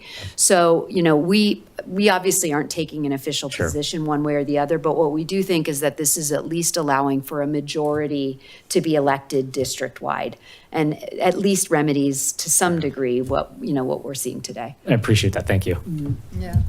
You know what? I'll add that about a decade ago, the League of Women Voters put together some maps. And I have seen, okay, so the campaign is agnostic, but Tina Mew will just cop to, I hope we go for 5. Because, so I've seen these maps where, a big swath of the mountains out to the plains creates a district. And you can do this in ways that are pretty creative. I mean, it would be kind of reverse gerrymandering, right? So like trying to get more voice, trying to elevate the voices of our diverse communities as opposed to other gerrymandering. But so we're hopeful. I mean, 5 would be great. 3 would be better than now, getting rid of some at large, but still there could be some messing around. So hopefully the voters can suss that out. So thank you. Can you clarify for the district drawing, let's say the 5 was approved, is there a bill in progress now to pass for the state to be the ones to draw? Like, who draws the districts for it? And Jen, I just want to add on to that. Will those district maps be available for voters to understand what they're voting on? Because if not, it might be a little too Yeah, so abstract. basically the way it works, and again, it's under state statute, is the county commissioners that are then sitting are responsible for the redistricting. And they have to have, there's all kinds of rules. They've got to have public input and committees set up to basically oversee the process. And the state has a lot of rules around redistricting and making sure things are contiguous and what have you. But the way it would work in practice is if this passed, by 2027, November, theoretically, the commissioners would have to have the new redistricting maps finalized. It's actually July 1st. Oh, is it July? Okay. Of 2027. And then the first election that would be under these maps would be in 2028. And it would be a rolling kind of process that would ultimately be completed in 2030. So the commissioners would basically have 8 months, or actually a little bit less than that, to create, assuming this passes, Yes. to create those maps by July 1st. That's right. Okay. Yeah. I'll just point out also that Terry brings up this important point that this doesn't just happen, whoomp, there are 5 county commissioners all at once and you have to cough up the, extra money. This is a phase in over time. So You know, we really feel like with some careful budgeting and attrition and thoughtfulness, the county can certainly plan for ultimately paying 5 county commissioners. It won't happen all at once. So when, would it be 2030, 2032 that the 5 commissioner, assuming that passes, would be in place? What's sort of that phase-in timeline? It starts in 2028, so in 2028, it's sort of complicated, but in 2028, we would essentially add one more, I think. Because, yeah, you have to look at who's up. So Ashley Stoltzman is up for reelection. Our other 2 current county commissioners are term limited the next election after that. And so there would sort of be this staggered entree because their terms are staggered. So for a period of time, there'd be 4 county commissioners? Am I understanding that correctly? I think in 2028, it's going to be, actually, because the 2 are up in 2028. Yeah, that's right. So the 2 would be replaced. Right. And then one more. I don't know. We had actually Stoltzman actually try to sketch this out for us, and it was very complicated. Yeah, and especially if you add 2 more districts. Yes.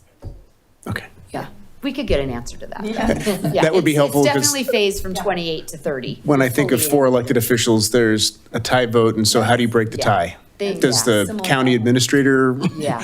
break the tie? Good question. Yeah. Tie fails, yeah. I have a question also about the 500,000 as I've been hearing that quite a bit. And so I want to understand what that includes. I mean, like the salary is obvious, but those commissioners are going to need staff. There's going to be, so help me understand so I can explain it to people when they ask Ashley, and you can. for retirement benefits, all the Yeah. things that come along with the. So you can help me with this, but apparently the 3 county commissioners, they don't have individual staff. They share staff. Commissioner Stoltzman assures us that, and if you've been to that building, if you've visited, there are plenty of empty offices. And so, and you may have seen convincing pictures of how they sit together in the dais because they're literally like 30 feet apart from each other. So, you know, no infrastructure changes needed there. So, again, Commissioner Stoltzman maintains that there's no building of extra offices or hiring of extra staff or any of that. It really will go entirely to salary and benefits, the costs of employing 2 additional commissioners. Anything to add? Yeah, no, I think their salary by statute is like 150, 160. Yeah. And so then you just assume a 30% or so benefits owed. Any additional questions? I have one just on the status of the petition. So how many signatures do you need, and what's the timing? This is to get it on the ballot Terry for is actually November. Pouring through Yes. petitions. Yes. We need 13,000 signatures, but obviously you need to get more for cushions. So we're targeting about 15,000. We've got, from our volunteer corps, we've gotten about 5,000 so far. We've also just recently received a fairly sizable donation and are engaging a paid petitioning firm to help supplement the signature gathering. So with their help, we should be close to about 9,000 by the end of next week.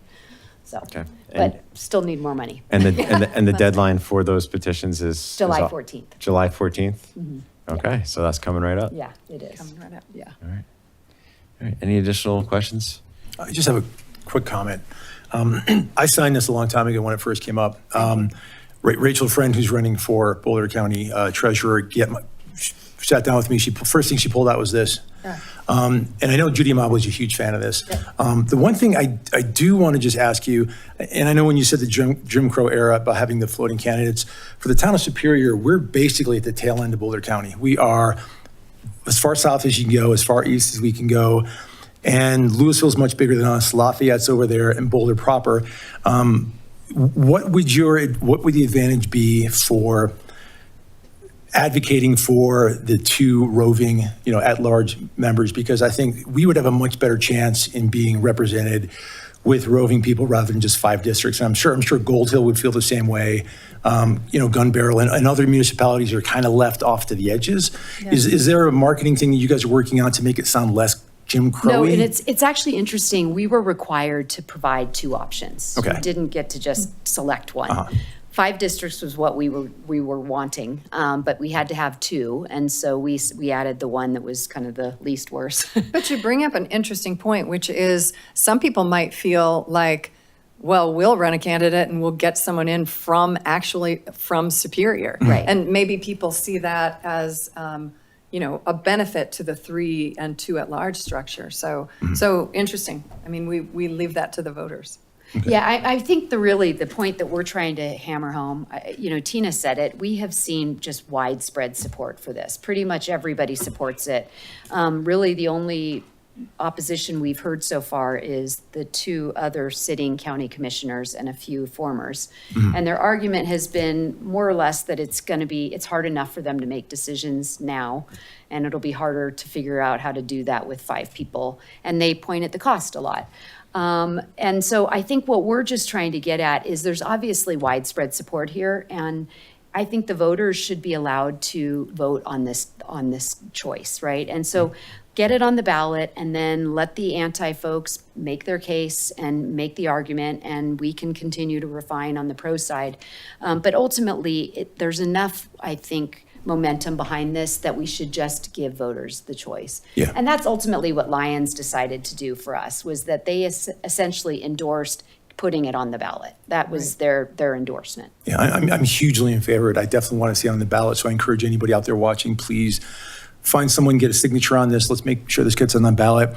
And Boulder County's got insanely more number of people than we have, and we have 7. I don't think 5 is a big ask for a county. Right. So it's not a big stretch, and I think the other 2 council members obviously have their reasons, but I think going forward with the number of people moving in, growing population, I think 5 is a really good number going forward. So thank you. I really appreciate this presentation. Thank you. Thanks. Thank you. Great. All right. Any additional questions? All right. Thank you for the presentation and for the work advocating for democracy in Boulder County. All right, we are on to our consent agenda for tonight. We have pulled item 5I off of the consent agenda, so at this time I'll entertain a motion to approve the consent agenda with items 4A, B, C, D, E, F, G, H, J, and K. So moved. And L. Okay, we got a motion from Councilmember Craycraft. Second from Councilmember Miller, and roll call vote, please. Sorry, the spider threw me off. Councilmember Miller? Yes. Councilmember Craycraft? Yes. Councilmember Foster? Yes. Mayor Pro Tem Serbu? Yes. Mayor Lasis? Yes. Councilmember Shaw? Yes. Councilmember Kalish? Yes. And we did have a proclamation that we just passed that we're going to read tonight, which is a proclamation of the Town Council of the Town of Superior declaring the month of May as Military Appreciation Month for 2026. Do we have anybody who wants to read that? Jen? Yes, whereas in 1999, the United States Congress passed a resolution proclaiming May as National Military Appreciation Month, encouraging all Americans to remember those who gave their lives in service and to honor all the men and women who have served and are serving our country today, along with the families of these service members for their sacrifices in our armed forces.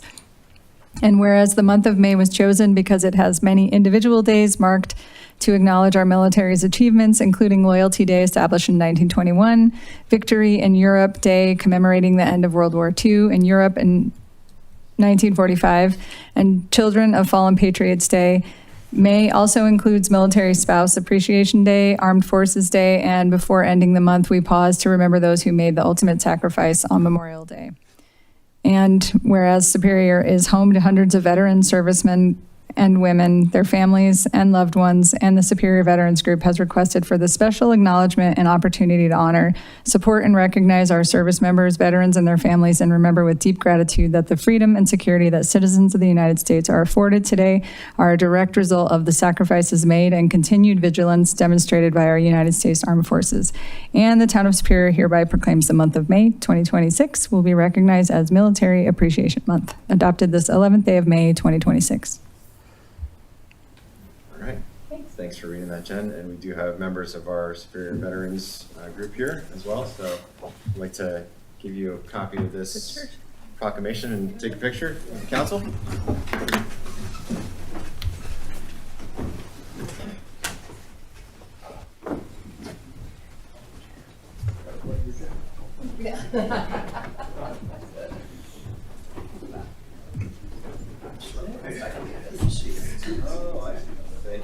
For your service. Where do you want me to stand? Anywhere you want, and you get to hold it. There you go. You get that. You get the proclamation. There you go. You can stand in the middle. Stand in the middle. Get your stuff there,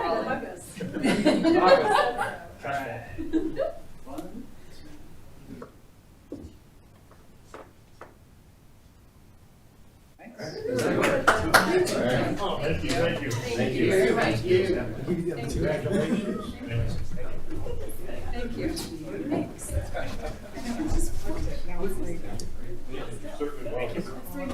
Get your chance for Sorry, we had a spider issue over here. I think we're distracted, it's only because You did. It's being cheeky. All right, and we are back onto item 4I, which is consideration of a resolution of the Town Council of the Town of Superior approving an economic incentive agreement with Ampersands LLC for the reimbursement of certain business expenses. And Stephanie, you pulled this? Yes, just one quick thing. The deadline of December 31st, which I'm hoping happens because that would be incredible, but I just want to avoid between financing and build out, I want to avoid any sort of hiccups and give enough bandwidth for this to be able to be completed without having to revisit and extend any deadlines. So I was going to propose maybe pushing that deadline to the end of Q1 of 2027, and that way they have a little bit more time to get financing in order and build out. And I know it sounds like it won't be an issue, but just in case, because I do construction lending all the time and there's always an issue. And so just want to allow time for that. Otherwise, absolutely love it. All right. Ellen and Megan can come on up and welcome. Hi. So completely appreciate, would absolutely love to have it ready to go by December 31st. But at this point, I think we can hit that date. It really has to do with Carmel and how long that lease process takes. I've heard it could be a lot longer than we'd like it to be. So extending it would be completely fine. I would keep the 31st deadline in my head as like my goal, but happy to have it extended if that would ease comforts for everybody. Okay. Yeah. So March 31st is what you're proposing, 27? That's something we can do? Yeah, so to read business shall obtain a CO for the store on or before March 31st, 2027, and then that shall open for business to the public within 30 days. It's kind of a two-part deadline, so you're good with all that. So, okay, got it, no problem. All right. And Ellen, does the town have any sway over Carmel's responsiveness? Influence?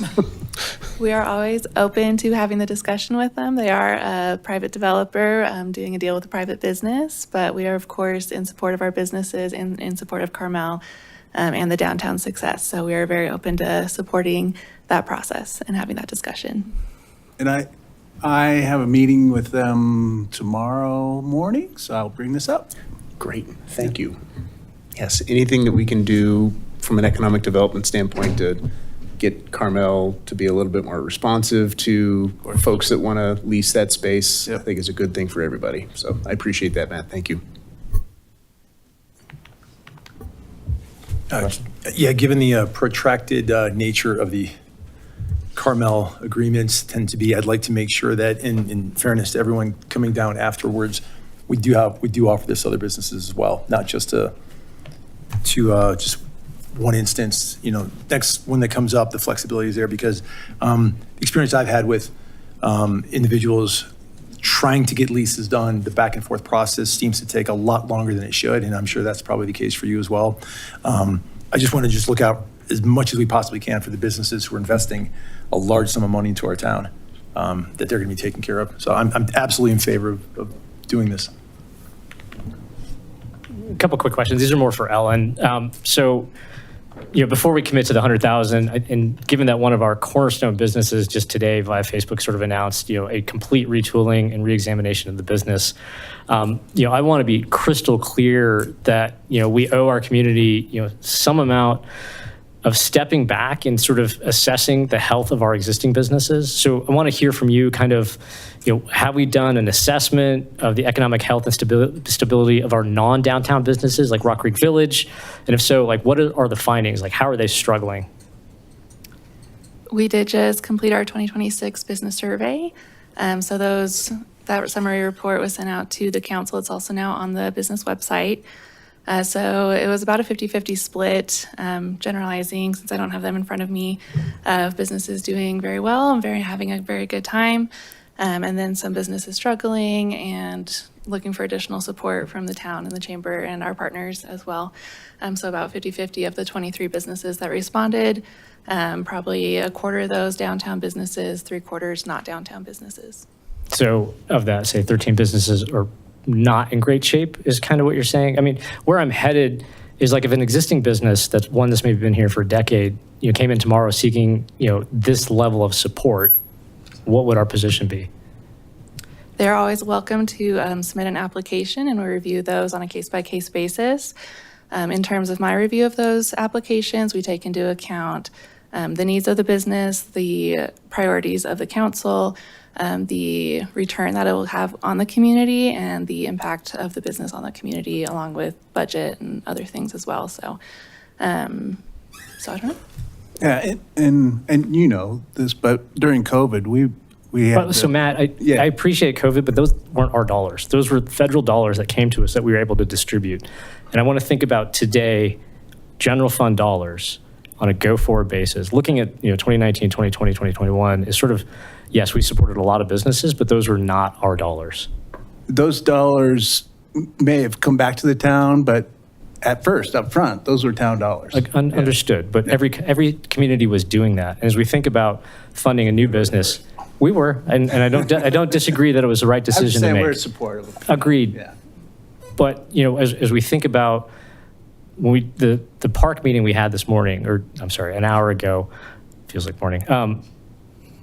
Businesses even in the community center were struggling, right? We can't even get a business to attract it. Surviving in a restaurant, having a restaurant come in, invest, and survive is extremely difficult. There's a 3-year valley of death, and we have businesses that have made it through that window, and now they're struggling. Like if you take any restaurant, in most major cities, their lunchtime crowd is gone. It's all about takeout and delivery. And then when we have these businesses that are struggling, what are we doing to retain them? And I don't know that I have a good feel, because the conversations I've had with some of the businesses is not great. And I always worry about the optics of supporting new businesses over and above the ones that have been here for a long time. So this sounds like a really good topic for our work session on June 1st. So maybe let's have a fulsome discussion of the incentives that we're offering to new businesses, but then also the continued support that we're going to give to existing businesses. Yeah. So to your point, Neil, maybe this is spitballing from the dais here, but maybe as part of the work session, we start contemplating a redevelopment agency. So we've got economic development to attract new businesses, and then a redevelopment to help existing businesses expand, survive, upgrade, survive, modernize, whatever. So I think that'd be a worthy conversation. I appreciate that. Yeah, this is the wrong time, but it came up because coincidentally, all this is happening today. So, thank you. All right. Any additional questions for Ellen or Megan? I'll just say that I'm really excited for ampersands to come to downtown Superior. I appreciate you being willing to invest in our community. Opening up a business is a difficult thing, to say the least. It takes a lot of courage, takes a lot of determination, but the community that is being delivered to Main Street is, I think, a really special one, and it's really exciting to see it come to life. So I'm really excited about ampersands and can't wait to see you open up, and look forward to continuing to support you.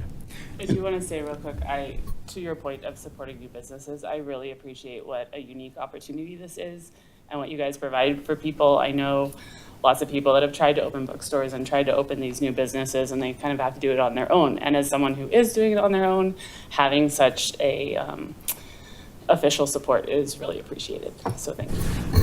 And I'll just add that when you and I spoke at the chamber event a couple of weeks ago, I was really impressed with how Ampersand is going to be collaborating and looking for new partnering opportunities with existing businesses on Main Street so that you're all benefiting from each other. So I'm really excited to see you open up and can't wait to use the secret knock.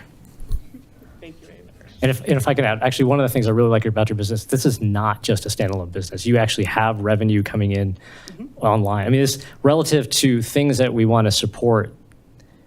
This is like a 24/7 business relative to a lot of the other things that come to us for an incentive or a grant, where when they close a door, there's no additional revenue, and then it's sort of limited to the operating hours, which are not always great. But you're talking about staying open until 10, and literally when you close a door, there's still money coming, which I think is phenomenal. And it doesn't show up here, but I think it's a critical differentiator for why this has a higher likelihood of success. I also want to point out that we have a very unique situation being on Main Street in that we don't have many independent bookstores in the area, but the few that are in Denver and even Boulder Books, when they have to have those bigger events, they have to rent other spaces because the space isn't there. I think having the opportunity to have big events out on the lawn or in that amphitheater space is such a unique proposition that would bring some bigger names to our town, which could be really awesome for cultural events. So yeah. All right. Any additional questions or comments? Thank you. Thank you, guys. I'll entertain a motion. Motion to approve the resolution of the Town Council of the Town of Superior approving an economic incentive agreement with Ampersands LLC for reimbursement of certain business expenses. Subject to the modification of Modification from extending December the deadline 31st, 2026 to March 31st, 2027. from December 31st, 2026 to March 31st, 2027. Second. All right, we got a motion from Councilmember Miller and a second from Councilmember Foster. Roll call vote, please. Mayor Lasis, Yes. Mayor Pro Tem Serbu, Yes. Councilmember Craycraft, Yes. Councilmember Foster, Yes. Jen Cowish. Yes. Sorry. I'm just reading off the thing. The one and the only. Councilmember Miller, Yes. Councilmember Shaw. Yes. I like that. Passes unanimously. Congratulations. Good luck. Keep us posted. Okay, we are on to our regular agenda items, and we've got item 5A, which is consideration of resolution of Town Council, the Town of Superior approving Planning Commission appointment by way of a vote. Thanks, Mayor. Yeah, we have one vacancy with 3 candidates. Sam Feldman was interviewed on April 27th, Tim Peterson on March 23rd, and Ryan Welsh on March 23rd as well. Shannon has provided you ballots and under your nameplates. If we have somebody who receives majority number of votes, then we'll pass the resolution appointing that person. And I'll just say, before we vote, I really appreciate all the candidates. We're in this unique situation where there's more applicants than we've got available positions, and I just encourage anybody who doesn't get the appointment tonight to continue to stay interested in serving, whether on the Planning Commission or another advisory committee, because vacancies arise from time to time, and we hope that you're available to serve at a future date. You're going to be Mike Foster.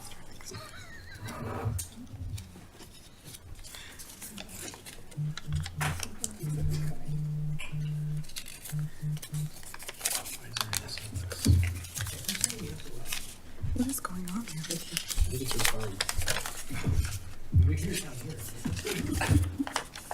It's paybacks.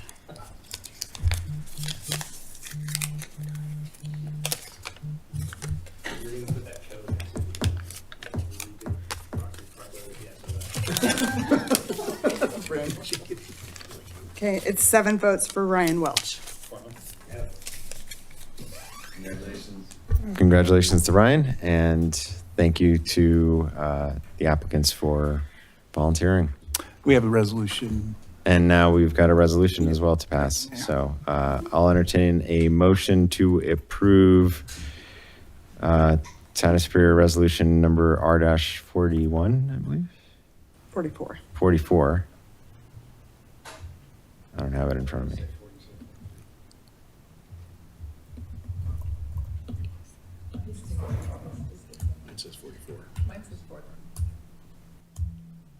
All right, I'll make a motion to approve Town of Superior Resolution number R-44, Series 2026, a resolution of Town Council of the Town of Superior making appointments to the Planning Commission, appointing Ryan Welch.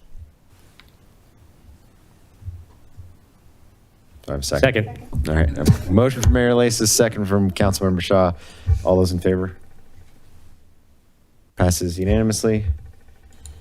And we are on to our final item of the evening, which is item 5B, which is consideration of resolution of the Town Council of the Town of Superior approving construction contracts for the North and South Pool projects.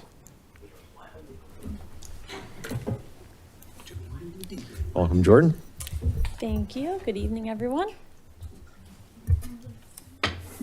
All right, so we're here to talk pool contracts for construction. So this went out to bid April 1st. Bids were due, I believe, on the 29th. We got 6 bids for North Pool, 7 for South Pool. A.D. Miller was our low bidder on both pools.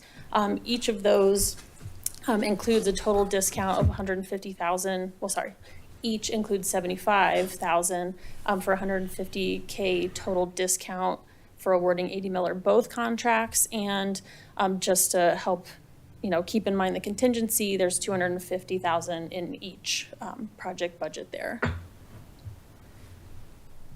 We did have some alternates for the bidders to give us pricing for each pool.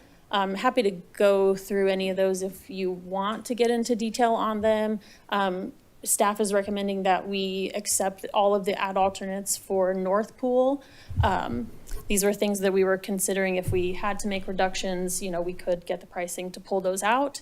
And then same thing for South Pool, mostly deduct alternates on this one, with one just for the restroom floor as the add alternate. So we would like to accept that one. And then this is kind of showing, we did get pricing for individual shade structures for South Pool.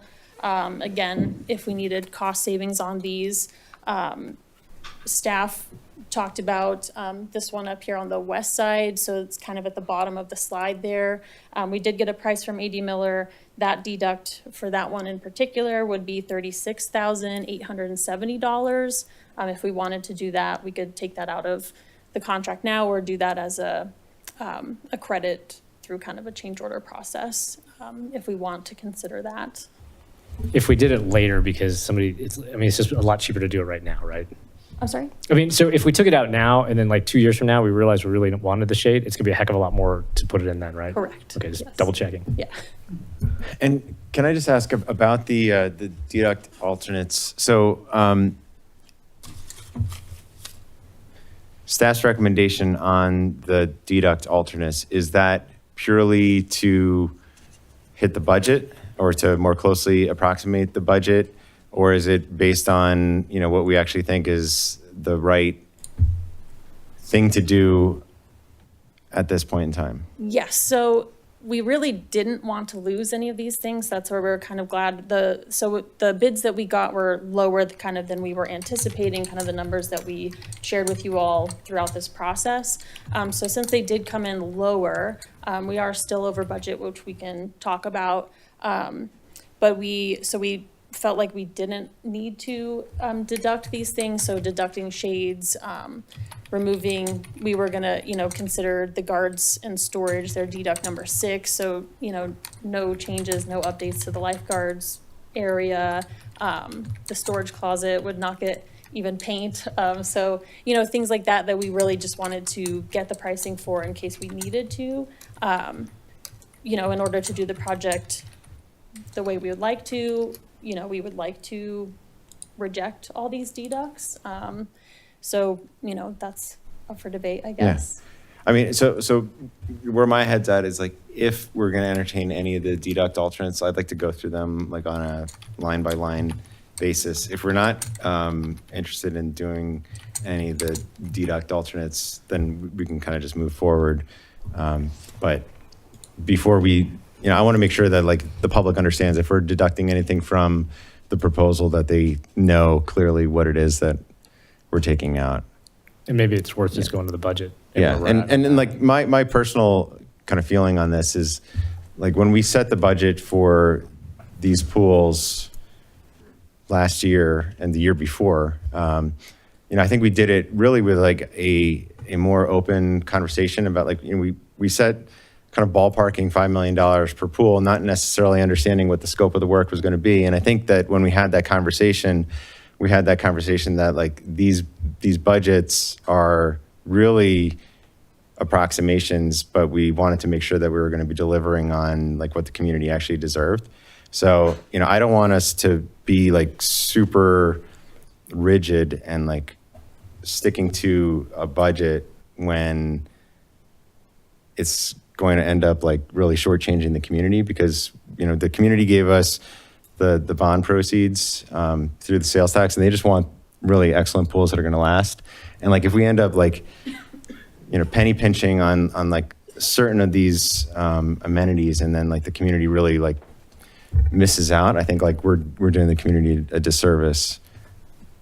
So, my opinion is, given that we spent or we saved $1 million on our budget on Rock Creek Parkway, thank you, Brandon. We have a little flexibility in the budget to actually not deduct anything from the North or the South Pool, and to add the alternates on the North Pool. So my personal opinion is not to deduct anything, go with the alternates on the North Pool that are being added in, and then just get these projects done. Yeah, I was only going to say like the slide that's 2 after this one, it's almost like you should start with that slide and what's the delta, and do we care about the delta? And I think the answer, because I'm in the same spot, like we're 600 over. I mean, I think a couple of people have been saying we're wildly over budget. This is not wildly over budget. This is actually, given everything that Mayor Lasis just said, this is actually really close to what we had sort of. 6%. Yeah, exactly. I mean, okay, with math. But relative to the straw man numbers we had 2 years ago, this is phenomenal. Because I'm in the same space of like, if you start with this, I don't see the 600K over as being something that we've got to go solve for, notwithstanding the savings on Rock Creek Parkway. But this is really exactly what the community wanted. Yes, and there is 500,000 in contingency. Which I'm going to you always ask about hope- next, but go ahead. Yeah, you always hope that you're not going to spend it. They are pools, so, who knows what we find when we start digging things up. But, it is nice to have that cushion and just keep that in mind. But yeah. And I'll just add that I sent an email to Brandon earlier today just asking about like where our bond proceeds sit now that we've spent money on Rock Creek Parkway and we're about to spend money on this. And he said he's working on that, and we'll have those numbers by the end of this week. So we'll know kind of how much of the bond proceeds are left. Yeah, and one of the items that we'll talk about at the work session as well. So if I can ask a question about the contingency, I mean, so is this owner's cost contingency or often contractor contingency?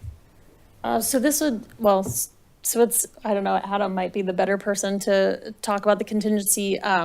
We kind of wrote it in there. We required all of the bidders to include this in their bids, just as a line item of kind of owner's held contingency for their bids. So anything that came up during construction, AD Miller would have to come to us for approval, in order to spend that contingency. Yeah, and the reason I ask is twofold, because it's a solid hard number and it's the same for both, as opposed to, I typically see it as a percentage and not a very round number, because I always get worried about a round number. And really I should back up. Every project I've ever been involved with, 100% of the contingency gets spent no matter what. Somebody finds a way to spend it. And if you put the number out there, and this is why it's important, because typically what we'll do in other worlds is you've got your own owner's cost contingency that you don't share with the contractor. He's in the room, so he now knows about it, as does everybody that reads public documents. So you can hold that back and sort of use it as a buffer. And I'm just going to look to everybody to try to manage to get that number as close to zero as possible. I do recognize what it is, but it's helpful to kind of understand whose bucket of funds that kind of gets to be administered is for me. Sure. And I don't know, do you want to speak about how we usually do that? So we dropped this, so it was in the bid for every contractor. So every contractor had $250,000 for contingency. So staff identified this number. I mean, we're digging, we're underground, we're dealing with a very old pool, so we'll likely hit things. We've had this, so most of our projects do have a contingency. We have not spent all the contingency on all the projects. Fair enough. Rock Creek has been very, it's the outlier to every other project I've been dealt with, which I love. It's fantastic. But we like to have it. I mean, and the staff reviews it, we approve it. So this work has to be approved in writing before they can proceed. But yeah, it's just, then if we, it's there. So if we run into emergency, we can approve it and move on. Yeah, I get it. You don't want to have to come to the board to ask for 150K because Richmond left something behind that no one knew about. That's never happened. Thanks.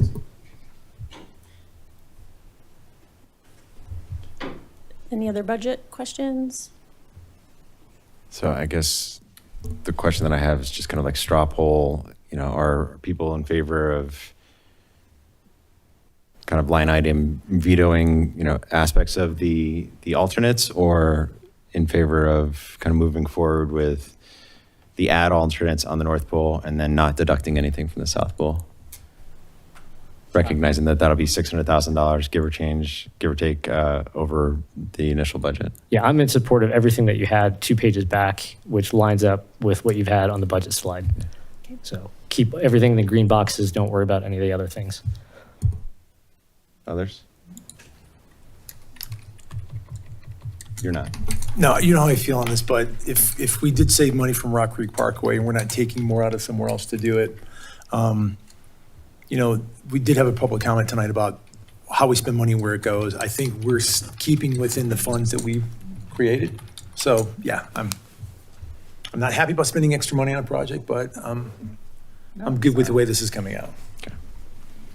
All right, then we don't need to necessarily go through the deduct alternates then. Okay. All right. All right. We can talk schedules. So if approved tonight, project kickoffs would start June 2nd. There would be some submittals and things that would go back and forth between A.D. Miller and our architect, BRS, in the meantime, just to get things rolling ahead of time. Mobilization would take place around August 24th, with demo and construction beginning around August 28th.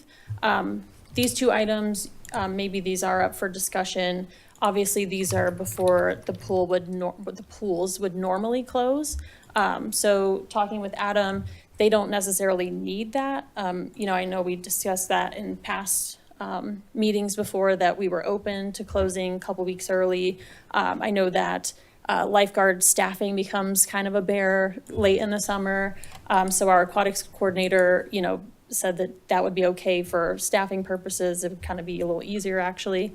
And then for the demo and construction, it's always nice to have a week or 2 extra, but it's not necessary. So, kind of open to feedback on that part of the schedule. Once the construction is complete, and I thought I read this in the memo, will there be commissioning on both of the buildings just to make sure everything is running correctly? Yes, there will. Okay. And how long does it take to typically commission a pump house?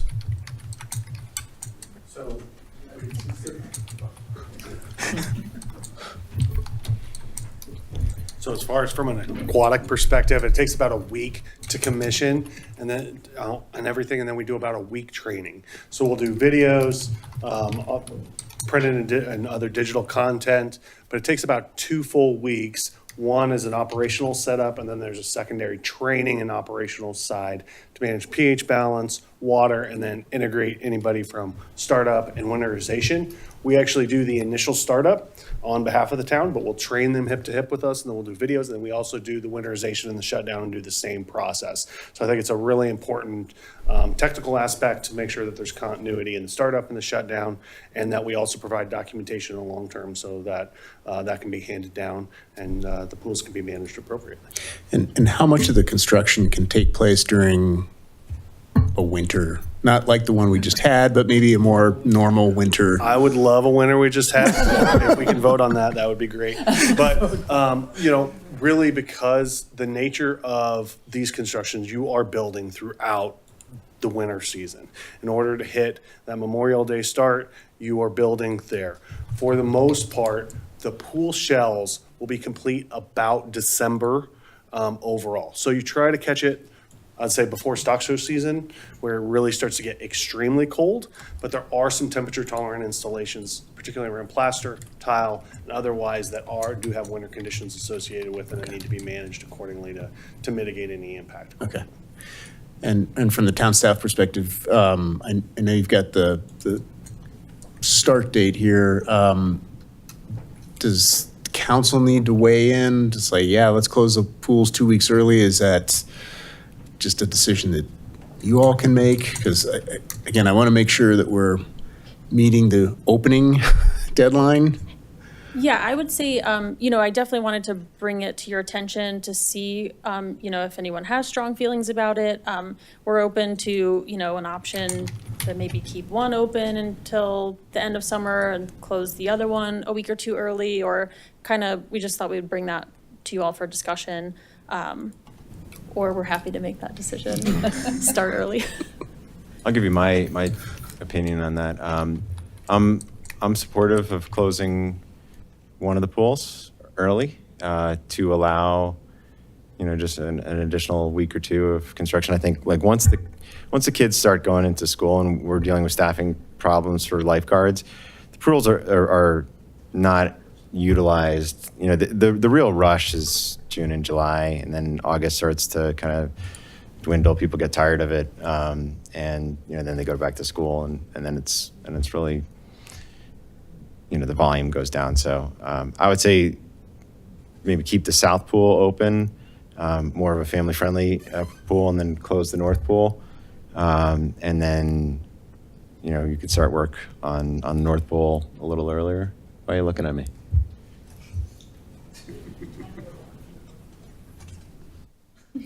I mean, it's not it's not a judgment thing. I mean, it's also the North Pool ends up getting used earlier than the South Pool because swim teams start using the North Pool earlier. So, we want to make sure that we're sticking to the schedule and staying on top of things. Okay, that works. I do agree with that. Maybe if we only close one off right on the date, maybe it's the North Pool and the South Pool stays open for an extra couple of weeks, since shutting them both down on the same day is not going to materially affect the overall schedule. So why not keep one open a little longer? All right. Any additional questions for staff? I do have a couple questions. One, in Mike kind of asked these questions, the 2 weeks, between construction complete, you're getting through all your punch list items. Is 2 weeks just consistent with the other projects you've approached? Because where I'm at is there's nothing in the agreement I see about the pools being late to open. If everything, there's no penalties, there's no incentives if this thing is dragging on, at least that I saw. Maybe I missed it. So we do have liquidated damages in our contract. Sure. So that's kind of the mechanism that would motivate them to be on time. Fair. But if it's a week late, we're not going to go after liquidated damages, right? So it's a question of how do you... Right. You're very kind, I'll take it. But Okay, maybe we, yeah. Yeah, fair enough. But the point being is really for those 2 weeks, is that sufficient time if you've had a slip in some deliverables and you're still trying to get through the punch list items? And how has that sort of manifested itself with all the other projects that you kind of talked about with us 2 years ago? Yeah, so I would differentiate between operational startup with pool equipment and training and punch list. And those can be done in parallel to each other. So, for us, we're always going to start working through completion lists, not necessarily punch lists ahead of time. So we minimize our punch elements. But when we talk about operational startup from a pool equipment perspective versus punch, they tend to run in parallel with each other. So they're not necessarily mutually exclusive in that way. While they can have some elements that drive from the operational setup, usually we're starting to punch as we're closing up, starting to balance the pools, fill them, plaster, and do the operational startups with the interiors, the exterior punch, and those elements as well. So I would say they run in parallel typically. Okay. Great. Thank you. And I guess operational, are you going to have like just one project manager over both, or is this going to be divided by two separate, individual separate teams for the two pools? So there's one project manager managing both pools. I think it creates a continuity in the project team and consistency. The project teams, the project or the actual project superintendents are split underneath the PM because full-time staff is required, and we want eyes on the sites at all times. So there's going to be 2 points of contacts from the construction site perspective, but one project manager, one project engineers underneath them that are processing submittals. So there's continuity in the team, but individual management of the sites selectively. All right, great. And the reason I ask is there's two very different projects. And if one of them sort of has a different schedule because of whatever it hits, I don't want the other project to be negatively affected. Agreed. Thank you. All right, additional questions for staff? Is there anything else in the presentation? That it? Thank There you. we go. Okay. All right, any additional questions for staff? Thank you, Jordan. I'll open it up for public comment. Anybody here in the public like to give public comment? A lot of pool users here, I know. Anybody on Zoom like to give public comment on this item? All right, seeing none, public comment is closed, and turn back for final thoughts, discussion. I'll just say that this has been many, many years in the making, and thank you to Jordan and to Brandon and to the entire design team for working on this. I think our community is eagerly awaiting new pools. So I just want to say thank you for all your hard work over these last couple of years. And again, as the mayor always says, thank you to the voters for approving the sales tax so that we can pay for this infrastructure improvement. This is going to last the town better part of the next 30 years. So it's an investment in our future and an investment in our community. So thank you. Thank you. Thank you for your support. Anybody else? I'll just echo Mike's thoughts. Thank you, Jordan. Thank you, Brandon. Thank you, Leslie. Thank you, A.D. Miller. Thank you to BRS, our partners with Barker, Rinker, and CCAT. Want to thank the park committee, all the residents who responded to surveys, came to community events, gave their feedback, input on what they really valued, who came to meetings that we had here. And then, ultimately to the voters who approved the ballot measure. We started visiting pools 4 years ago, three years ago, to start kind of doing this due diligence. We were originally planning on doing the North Pool last year, but we had to make some tough decisions. But I'm really excited about how this is all shaping up. I've got full confidence that we're going to be able to pull off these projects, and that's just a testament to the professionalism of our staff and our consultants working together on putting these projects together. And I'm just thrilled that we're executing on something that I think the community is really going to love, and we're doing it relatively quickly after the voters approved the sales tax measure. So this is just like another example of us delivering on the things that the voters asked us for. We did community park playground, we're doing Rock Creek Parkway, we're doing the upgrades to the community center, and now we're going to be delivering 2 amazing pools that are so valuable to our community. So I'm just thrilled that this is going in the direction that it's going. With that, I'll make a motion to approve Town of Superior Resolution Number R-45, Series 2026, a resolution of the Town Council of the Town of Superior approving a construction contract with A.D. Miller Construction for the North Pool renovation project. Second. Got a motion from Mayor Lasis, a second from Councilmember Miller. Roll call vote, please. Councilmember Foster, Yes. Councilmember Cowish, Yes. Mayor Lasis, Yes. Councilmember Shaw, Yes. Councilmember Miller, Yes. Councilmember Craycraft, Yes. Mayor Pro Tem Serbu. Yes.